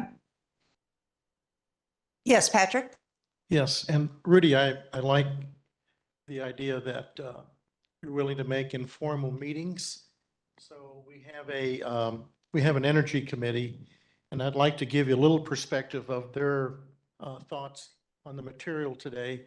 So we understand that the purpose of the slides are to justify the rate increase, and then the justification of the rate increase is in part the Vision 2027. So Vision 2027 is a pretty generalized listing of CPS responsibilities and objectives. And the rate increase is based on increased costs. So we agree that, or SEMA is of the opinion that it's better to have rate increases more frequently as needed. And I think we understand the material you presented, and it gives us the indication of, one thing is we would love to see a statement like, our costs are going to increase by X billion over the next 3 years. Now, one of the slides may have addressed that, but this is just some notes that I wanted to share. X1 to increase generation capacity, X2 to retire capacity, and then X3 to improve ERP and the customer outreach. Now, some of the comment was they were looking for the hidden green part of the agenda, which there's nothing wrong with the green, just watching out for fantasism. The other comment was grid and generation resiliency aligns with our SAMA goals. The community informed power generation plan is really the smallest, what was called in our committee, the wolves in sheep clothing, perhaps. Now, a question about surge pricing is the future. Consumers are getting used to it. Is it going to be everywhere? Time for time of use for the resident. Those are the comments from our energy committee. But I think that your presence, Rudy, would help address some of the comments that were made in our committee. And I think you can better address that than I can. So those are comments. Are there any more? Yes. Adrian? Yeah, I wanted to reiterate what was said earlier about the context of the price based on income. Mhm. There are standards associated with, for example, what's considered affordable housing, right? So it's based on a percentage of a total income. So I think I'd like to see what that looks like in terms of that same type of sort of standard. The other is this just the residential, or does this include the other rates for potentially commercial and other types of customers? Do you want to take that, Rudy? Yeah, we have a different slide that shows kind of the impact across the board. So we'll share that at the next go round. We're 90% residential, so we tend to focus on the residential because of that. But certainly there will be an impact to business, and we can break all that down. Okay. It's typically when we get to the exact rate increase that we will run those numbers and start flashing them. So that's why it's not here right now. Okay, thank you. And can I just, if you don't mind, adding on the commentary about our about the type of customers, and I'm looking at Deanna because I did not mention that on this slide, and Deanna does have appendix information that speaks to what we do from an affordability perspective. And what I love, what she's got a slide she'll talk more about, is this bundled care perspective. When you call us, we'll help you out with other stuff, not just your bill, and that's awesome. But Deanna, I'll let you give some color to that because I forgot to mention it. Thank you, Corey, and thank you for all of the people who are on the slide that we talk about on our bundled care. But the biggest thing that we talk about, and we talked about it a lot with the rate advisory committee, is the energy burden. So there is a standardized calculation, Adrian, that we can provide. And I think being able to show what the impact is for the customers, we now are able to know what the energy burden is for each one of our residential customers. And we do plan on talking through what we think we can do to help the customers that are going to get the biggest impact and have the biggest need from the rate increase. And we'll have that, I believe, in the second meeting. But we absolutely have that. We can share a lot of data on it. And that bundled care she's talking about is in one of the customer engagement handout. Yeah, Tom? If I could. So the $73 million revenue that we quote, right? I don't think that's clear. Right? Revenue is that net of the city of San Antonio payments. And a lot of people will look at that as profit, right? I know it's not. I understand it. But again, to Brenda's kind of summary of a citizen, I think she's right on, right? That they don't understand that. So that's just one comment. I think rate adjustment would be a better term than rate increase.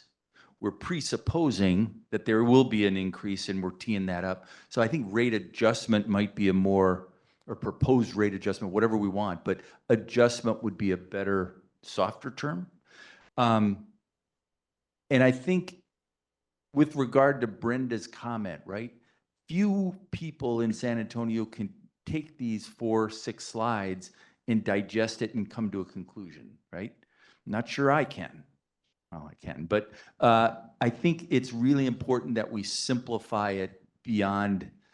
And one way to simplify that is to go back to our other rate increase that we had last year and say, was that successful? Was that the right rate increase? Did it solve our problems? And I think you pointed out it did. But I think if we can convince myself and Brenda and others, right, that CPS has the credibility to look at that rate increase and adjust it correctly, and they have the historic credibility to say, we need another one. And then next time we go in 2027, I think, we have that more credibility to say, yeah, it was right. I think that's what we need to convince people of, that we're a credible organization that can look at that revenue and understand the uncertainty and make a call, right? And the other thing is consistency, right? Is if I like the idea of every 2 years have a rate adjustment, right? And that's expected, right? And then we get on a cadence. And I think, you know, to the extent we could do that and even out that capital bulbs that come in such that we have a more predictable, I think that'll help on the street as well as just with people who look at curves like that. I am curious about what you guys think about rate adjustment. Actually, Ann and I had this discussion because I was saying, is rate increase a bad word? Like, are we not supposed to say that? Are we not supposed to refer to it that way? But I also hear people say, be transparent. And we're not, rate adjustment to me says, well, it could go up or could go down. But they're not asking for it to go down. And I'm not speaking on behalf of CPS Energy. I'm speaking as a researcher here, you know, asking the questions. So I'm just curious what people think about that. Can I answer your original question? Which Sure. was, I wanted to try to answer what you asked, which was, can you summarize this for your friends and family? And I think looking at these slides, what I would say is that the first slide is trying to say CPS Energy is looking long-term. They're trying to look holistically at how to strategically act for the future. The second slide, I would say CPS Energy is working to try to keep San Antonio rates low in comparison to other cities across Texas and is succeeding in doing that. Slide 3, that there are evolving technologies, that technology is changing rapidly, and there are many things that the energy portfolio needs to do in order to effectively bring energy to the city. And the 4th slide, I would say, if you're changing technology, it's not all going to come at once. You have to do it in stages, and everything isn't going to happen immediately. Some of it's going to take time, and you're going to have patience. So if you're looking for what key messages that come out of these slides, that's how I would summarize that. Did that help? Yes. Okay. All right. Yeah, that was great. Thank you. Thank you. Anybody have any other message they got out of those 4 slides that's different than what Miriam said? Yes. Are these the slide? Are you asking for feedback because these are the slides you're going to use? I was To talk to the community, or what are we doing here? Are we being asked to like weigh in on what the rate increase should be? And maybe there's 2 steps here, but Yeah, I'm just asking what we're trying to do right So for now, what we're trying to do is give you context about where we've been and what the drivers are for where we're going forward. So I think there will be elements of this presentation in a community presentation in the future. You know, there's kind of a process for that. So this is just really trying to build the story. So we give you context about the past, really, before like next rate increase. Next meeting, we'll talk to you about cost of service and kind of get into the weeds on what, a rate request looks like. At this stage, we shouldn't be as focused on how does this message to the community. We're just trying to gather information. Yeah, we want to know what you think about what you heard. That's right. Yeah. And I think to the end, the means at the end of the day is to understand what messages resonate, do you think will resonate the most with the community, will help explain to the community, but not necessarily specifically these slides, to her point, that probably in a simpler format. But it's we're trying to give you as much detail to see how much detail should they be providing? Does that make, yeah. JR? So I think we all realize that San Antonio is getting more expensive. And I think it would go a long way if the adjustment, to quote Dan or Tom, was relatable. I mean, obviously CPS is paying more for gas and they're paying more for employees. And so being able to show those increases, I think makes it real to what we're paying at home. And being able to show that kind of translates it a little bit better so that it's not lost in translation that it's going to build a new building or, superfluous expenses. Okay. Mary? Okay. Eric, you want to go first? Yeah, thank you so much. Just in answering that question, what were my impressions on the pre-reads and then in the presentation? That growth seems to be bad for CPS rates, right? If those growth periods increased rate increases, potentially the growth didn't accommodate the expense. So my impression was, how do you hold those that benefit from the growth, developers, housing, maybe impact fees are not adequate. And then second, in connection to the gentleman from Sama, the future seems uncertain. The past of those 18% increases, boy, that could be pretty scary.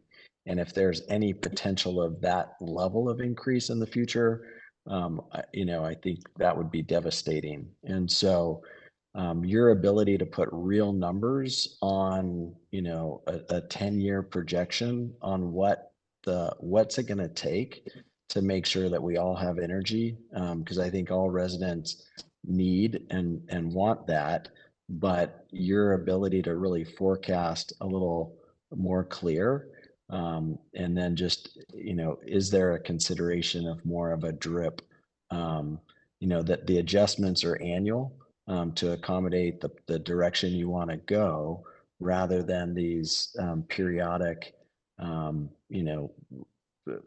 windfalls to the budget, or bigger impacts on household budgets that put them behind, or looking for for other resources to make up the difference. Thank you. You want to respond to that? Yeah, I think annual increases are difficult. We get on a 2-year cycle. I think 2-year cycle allows us to keep those kind of layered, those rate needs in a way that is manageable, for households. You kind of layer it in, give them a couple of years to get used to that, and then you come back in when you need a little bit more, you layer those in. So Eric, I hear you on that, which is exactly what we've been trying to do.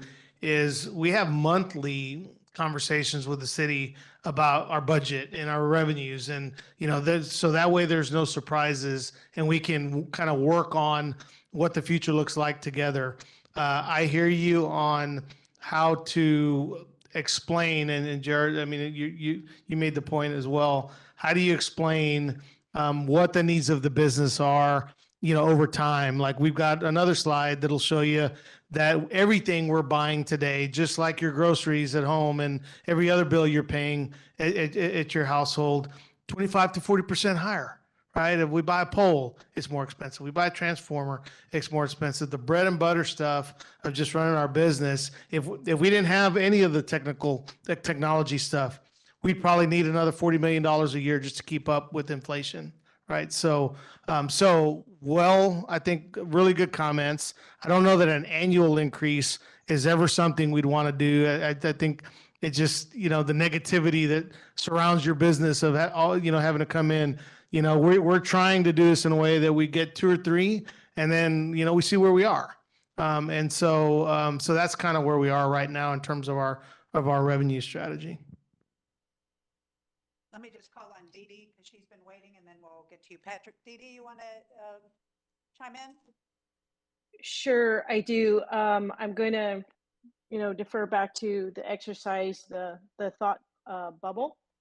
And my colleague Deborah Ponce, who is a climate justice organizer, is in the room with you all. So I'm going to defer to like the conversations that we have with people. She is very engaged with her neighbors on the south side of San Antonio. So I'll ask. Yes. Dee, I don't mean to interrupt you, but can we hold that till the end? Just because I want to stay focused on this, and I do want to hear what you have to say about the thought bubbles at the end. Okay, but it ties. I mean, it ties into the slides. Oh, okay. Yeah, it's connected to the slides. I'll start with slide 5. You know, the residential bill comparison.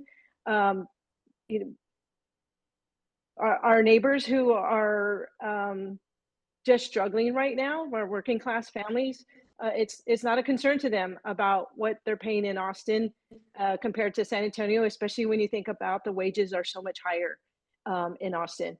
But on that, on this comparison, really would like to see a commercial bill comparison. And I'd also like to see like an industrial customer bill comparison, looking at their kilowatt hours versus like a residential customer. So can we go to slide 7? Yes.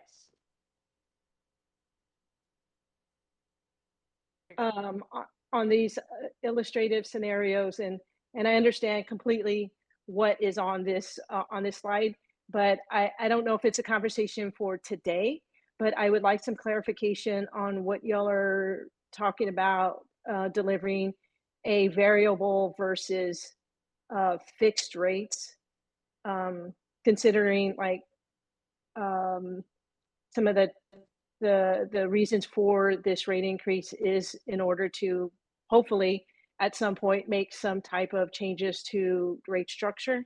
So I'd like to know some more about that piece. Do you want to address that? Okay. Hey, Dee, it's Corey. I hear you on the commercial bill comparisons, and we have a lot of those that we can provide. On the variable versus fixed rates, this is actually just in reference to how we incur cost.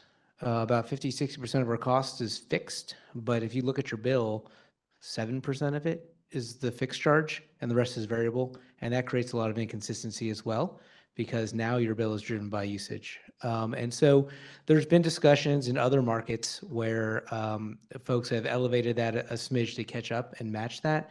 What Evan was talking about was the capabilities we have to do anything from the technology perspective. And that's one thing we have the capability to do in the near term. Do I think that's something that we will do? We didn't do it last time. Oh, we did it very little last time. And so to the extent we move it, the fixed versus variable, it'll be pretty small. But generally speaking, from a rate design perspective, we haven't touched that. And look, Dee, from being honest, I don't think we're going to really touch that this go round, but it's something we got to have a conversation about. So anyways, hopefully that's helpful, Dee, but we'll have more to come on that. Okay. All right. I'm just going to say one last thing because we're at 6:46 and I want to make sure I get my time as we come close to 7, and in case it has to go after 7 and I can't. Back to customers and the people that we talk to. So this is good feedback, I think, for y'all. There's 2 types of residents that we speak to about the rate increase. First of all, it's news to them. This rate increase could happen in the next few months, and there are a lot of residents out there who are struggling that absolutely know nothing about it.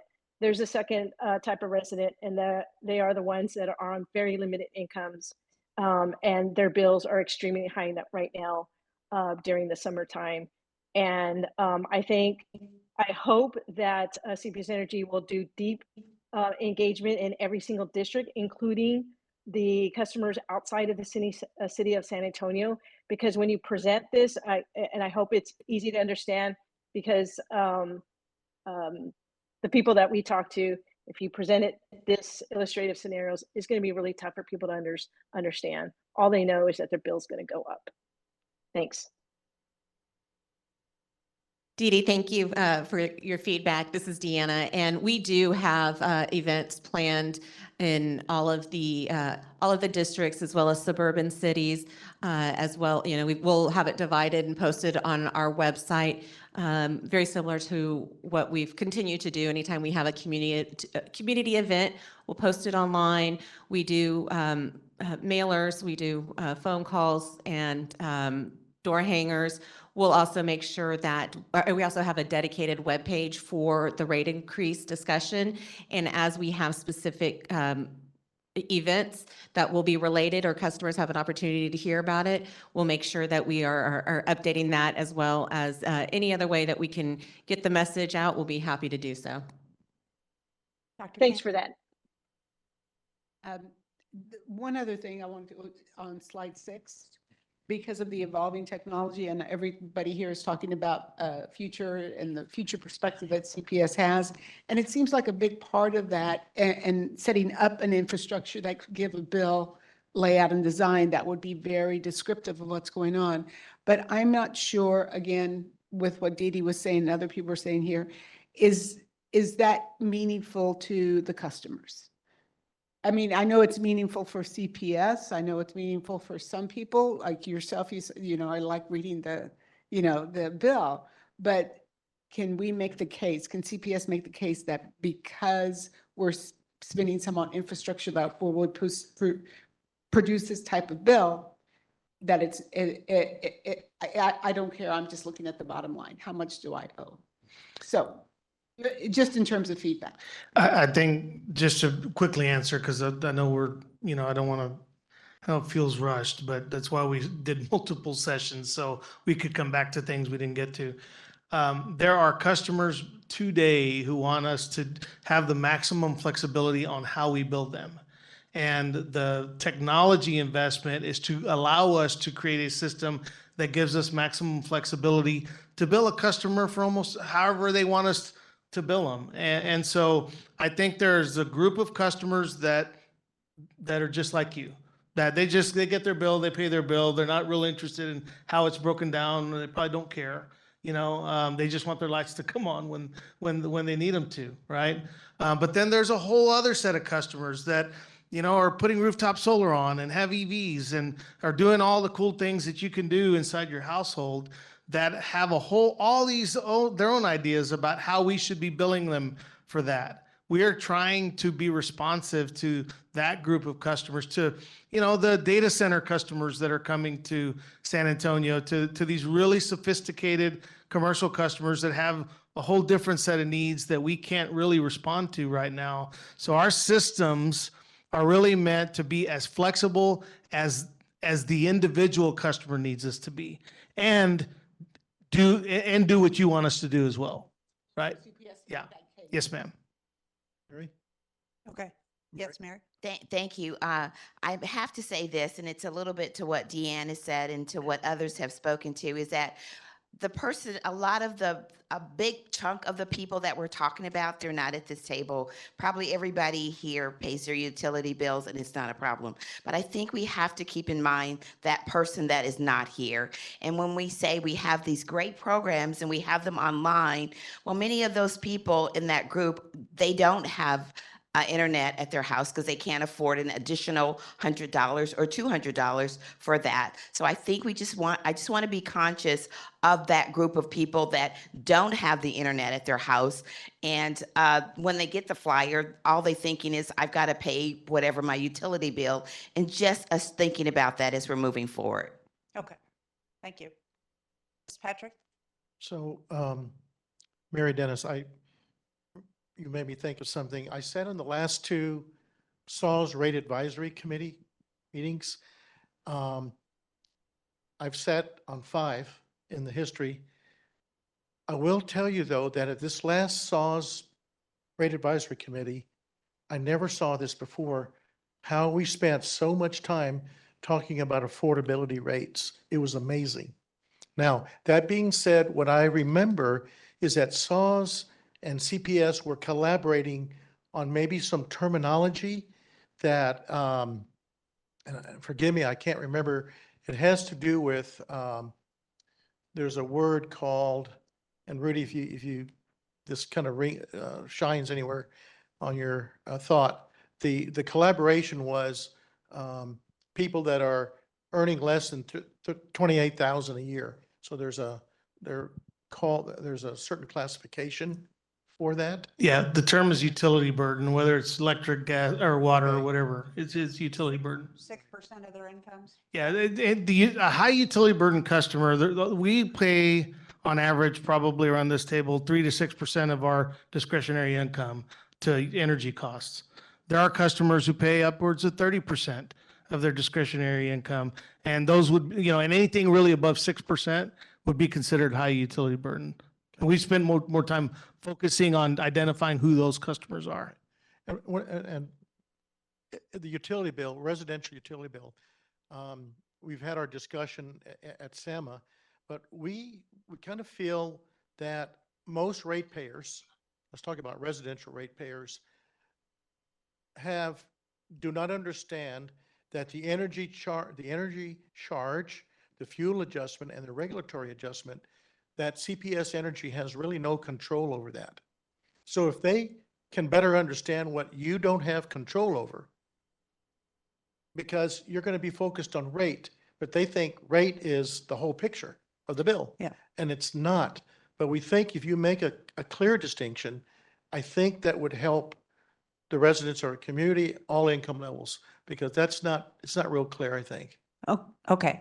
I'm gonna have us move on. If you have any other questions about this section on that piece of paper that I passed out, if you'll put them there so we make sure that we answer them the next go around.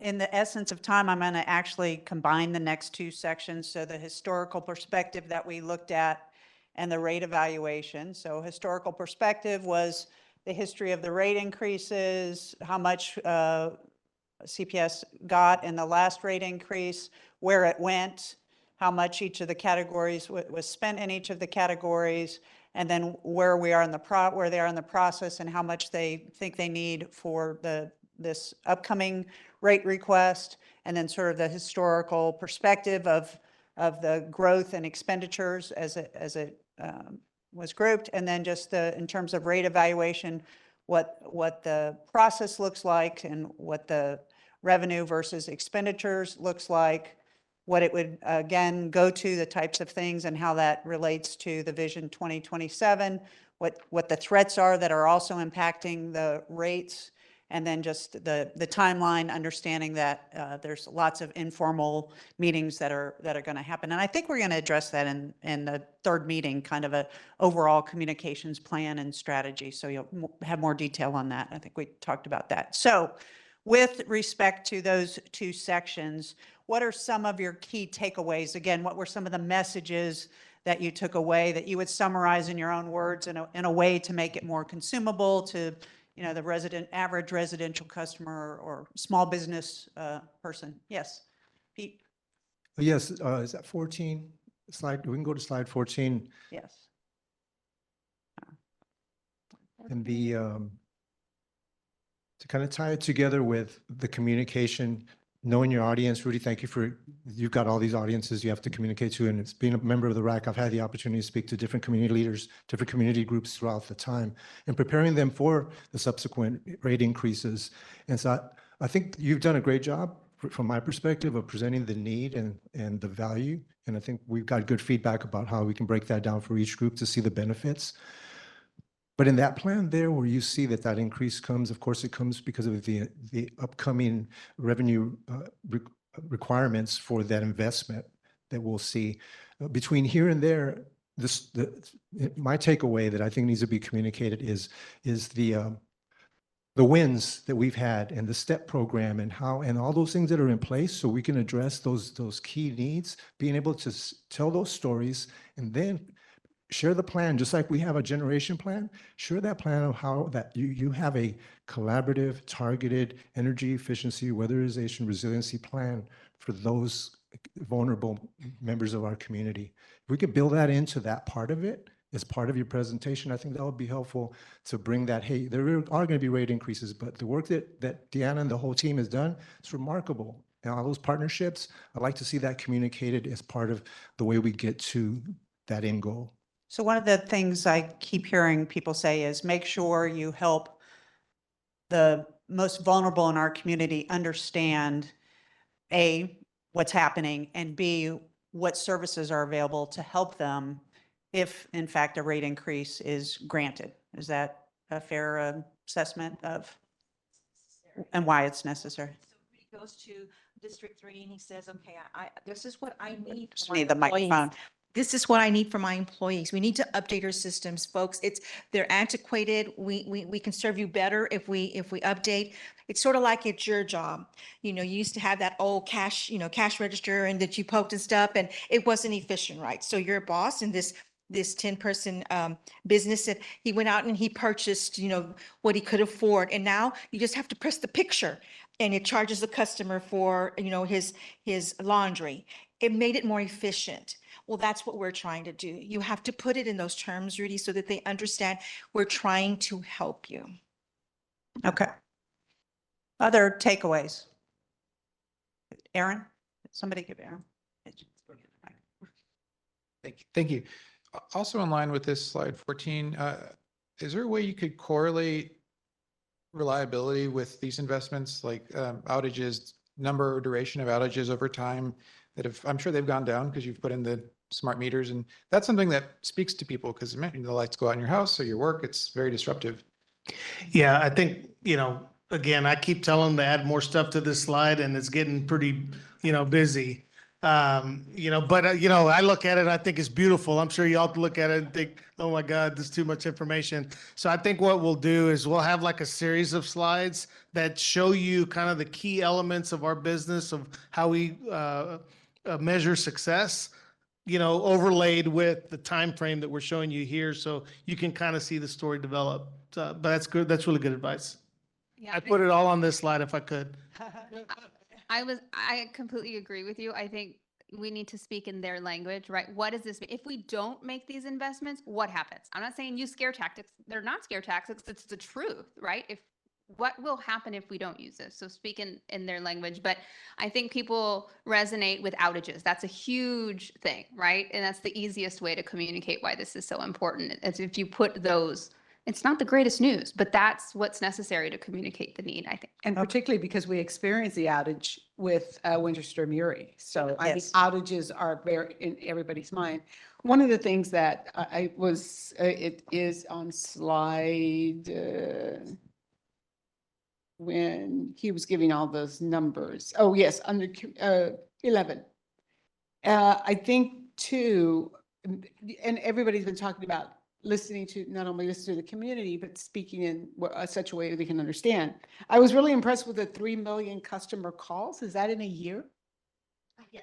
So there is a way, I don't know if there's any correlation of that data, if you're looking at it from a qualitative viewpoint, are there themes? There seems to be a ready-made way to get that customer feedback, and then to call them back and respond, not only respond to them, but also have some stories that you're giving to them as well. I mean, 3 million, that's a huge amount. I mean, what do they call? Is it more because of the bill? Is it because there are outages going on? What is the reason that's a large number of calls? I know what Deanna's going to say. They're either out, they're moving, they need bill support, or, they have a question about, about their bill. Yeah. So that's typically why they're calling. The top is, I don't understand my bill, how I need help for my bill. The second one is we're moving. 10% of our calls are outage calls. Everything else is just help me, I don't understand.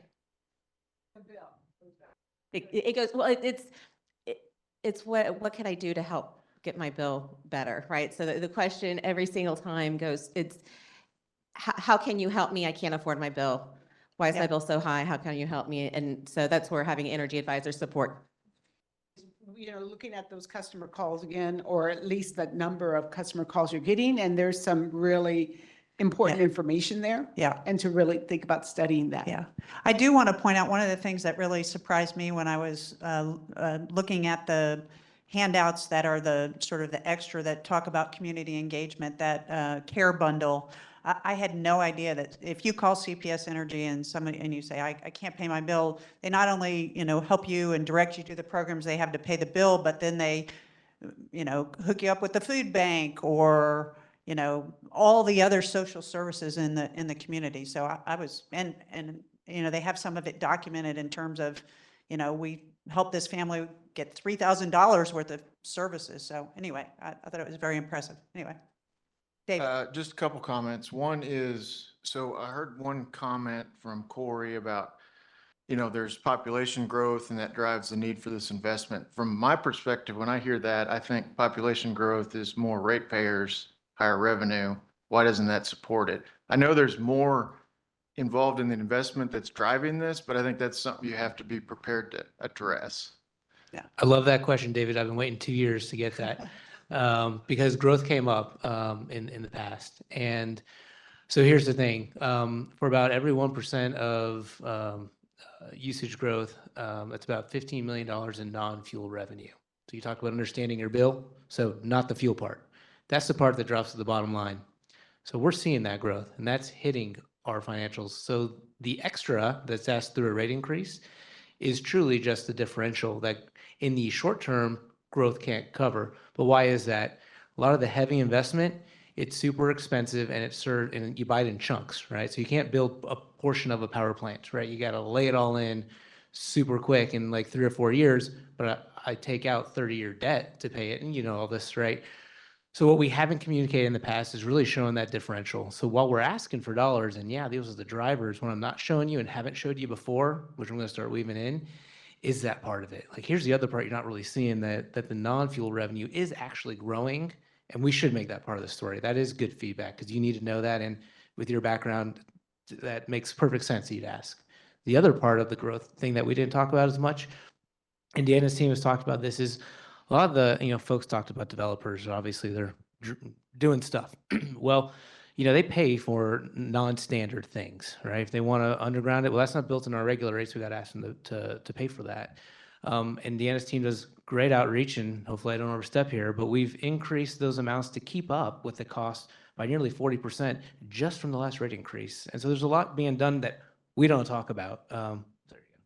I just want to add, we worked very closely with REXA and the and GASABA, so Greater San Antonio Association of Builders, to work collaboratively to try. So as we saw inflation hitting our costs for the new construction, we worked very closely with our partners in the community and with the city to make sure we were doing it in adjusting those costs on the fly where we could, and making sure it was something that the builders knew was coming, real estate council knew was coming. So I think to Corey's point, we're trying to figure out how to include that in the messaging for people who it is relevant for, to help show where growth does pay for itself.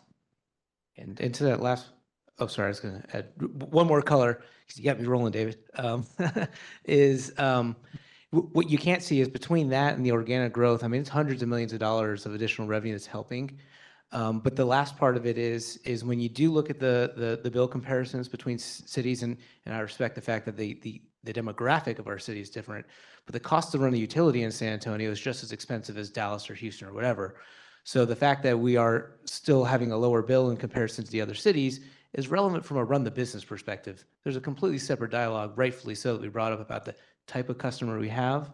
So I think that all goes in the same dialogue, but I respect your point, and we'll do a better job maybe calling that out for the right audience who's interested. One other question. So when I look at slide 14 and I see the heavy investment we've got going on over the next few years, I think of the owner as City of San Antonio, and I think of the transfer payment. Why is the transfer payment like sacrosanct, that it can't be changed, in a sense that they couldn't share in this investment by lowering that? David, but my job is to send the city their 14%, and their job is to decide what to do with it. So, I've really kind of stayed away from, telling somebody else how to spend their money. If the city decides they want to send some back, that's kind of a conversation amongst council members. But, I think we've gotten in a really good collaborative space with our owner by letting them kind of handle that conversation. So I would just tell you, if you're interested in that conversation, go talk to the council members. No, I get it. So one question though, is the $100 million that this is going to cover, is 14 million of that for the city of San Antonio transfer payment? Approximately, yeah. City payments inside of that. And if Shannon were here, she would tell you that up to 14% that we reference is in our bond ordinance, so the legal documents that kind of deal with the governance. And Rudy's completely right. We leave that dialogue to them. They are our owner.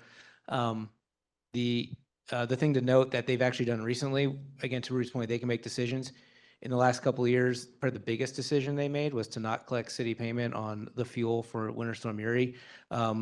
Right, but you know, they made that determination and council made that vote. And then last year when they gave the bill credit back, that was them effectively choosing a different number. So to Rudy's point, those were their decisions, not ours. We just did our thing, and that's kind of where it ends with us. But hopefully that's context for you. I get your perspective. I think it's worth noting for the community that what the city's doing is basically putting all this investment on the ratepayers and not absorbing it itself as an owner.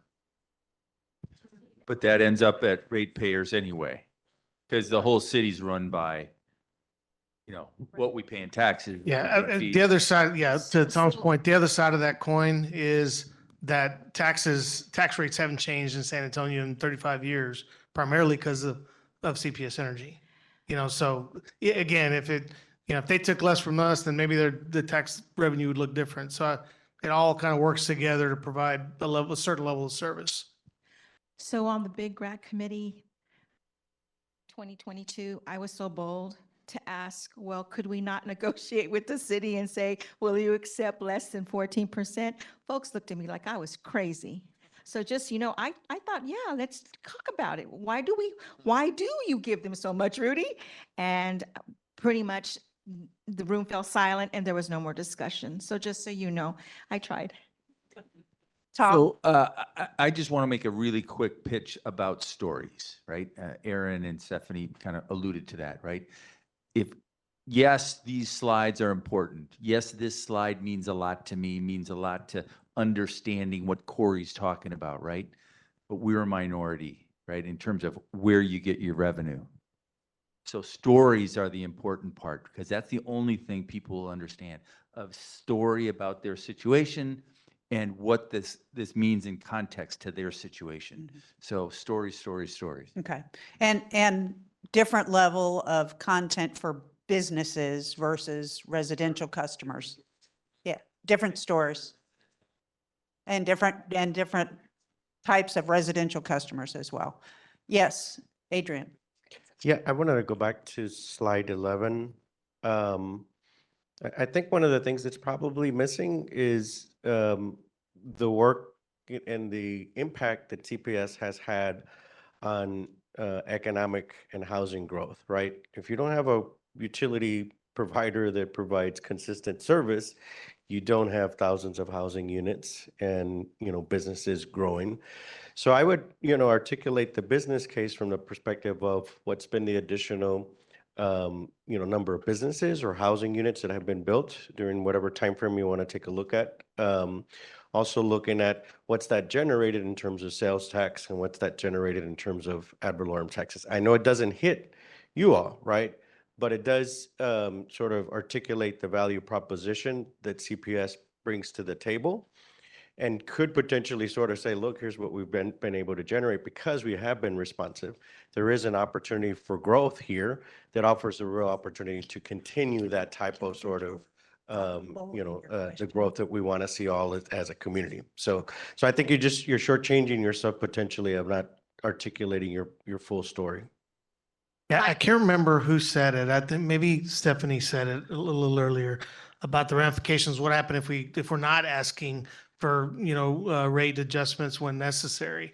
And to your point, it's kind of all of the above. Our ability to meet the growth demands, it's slower. We're not building new power generation plants, then we're buying it on the market at whatever the cost is. So it introduces a level of uncertainty that our customers aren't used to. I don't like to lead with that because it sounds like,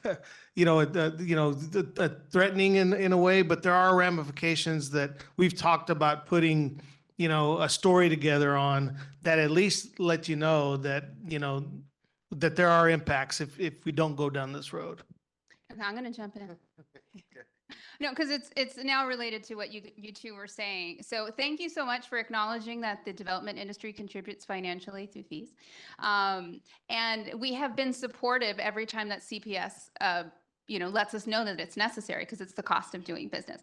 So I think another piece of the story, and I wouldn't be doing my job if I didn't comment on the comments about development, is development impacts everybody, right? And it ultimately leads to affordability. It ultimately leads to jobs. So if CPS has the resources to make sure that they're supporting development by having the manpower to go out and install these meters and install these transformers and all of those things, if they do so efficiently, then we're able to develop more efficiently and keep prices down.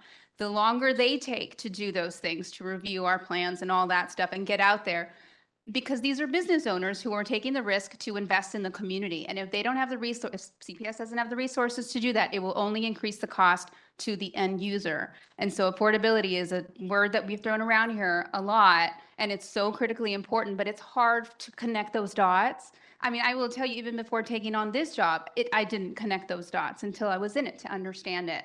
So I think that's an important part of the story that we need to include. And it's not always easy to lead with, hey, you need to help developers out. Trust me, I'm leading organization, or often seen as the bad guys, but we're not. We're really helping this community and developing our future. The growth is going to come, I'm telling you. We're not going to stop people from coming to San Antonio. We need to be able to support that and do that efficiently. So I finally got a chance to say that. Okay.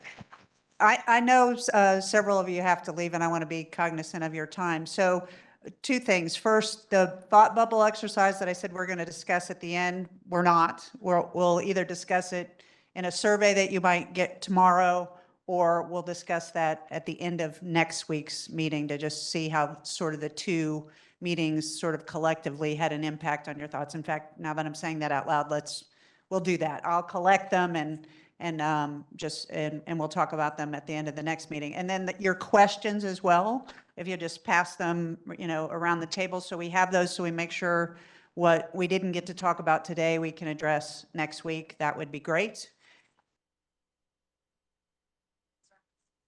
Yeah, well, I'll summarize them. Yeah.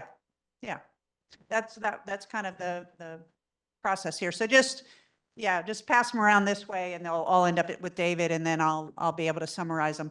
Is there any? Yeah. Yeah, I've just got, are we kind of wrapping up here? Yes. Okay, a couple of things that I just want to say as we come to a close. Number one, we absolutely put a good group together because you gave us the kind of feedback that we were absolutely looking for.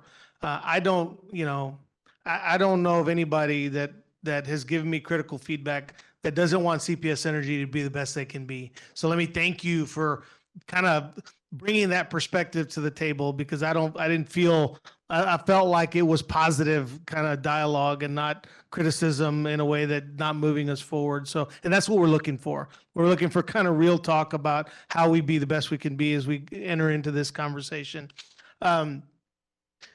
Because, our kind of timeline for this process depends on the city's ability to kind of get us on their schedule. So I'm hopeful that we'll be able to keep the next meeting on the calendar. We might have to bump that meeting if the city kind of bumps our dates. We just need to kind of align this process to their process and our board process. So I would just tell you there's a possibility that the next meeting might need to flex just from a scheduling perspective, but we will give you plenty of notice and when that makeup date might happen. If it doesn't happen next Thursday, I am hopeful. We're going to try really hard to keep that. And then the last thing I would say is I'm pushing our team to really try to get information and get you thinking in terms of pre-surveys, post-surveys, questions that you have that you can just send to us. Everybody will gain the benefit of the questions and answers that are happening. And so we want to really be transparent about the dialogue that's going on here, if that makes sense. So just thank you. I know it's difficult to spend 2 hours at the end of a long day with us when there's other things you could be doing. And we are going to be very, very respectful of your time in each of these sessions. So thank you very much. We appreciate you as our customers. We appreciate you as friends and stakeholders of CPS Energy. Today was really, really great. I had somewhere else to be that I canceled because I did not want to miss the conversation that was going on here. So just know that I'm going to do my best to be here every time as well. And those of you that are still virtual with us, if you could email your questions and your bubble exercise to Ann Kennard at CPS Energy, AO Kennard at CPS Energy, that would be fabulous. And I guess that's it. So thank you all very much.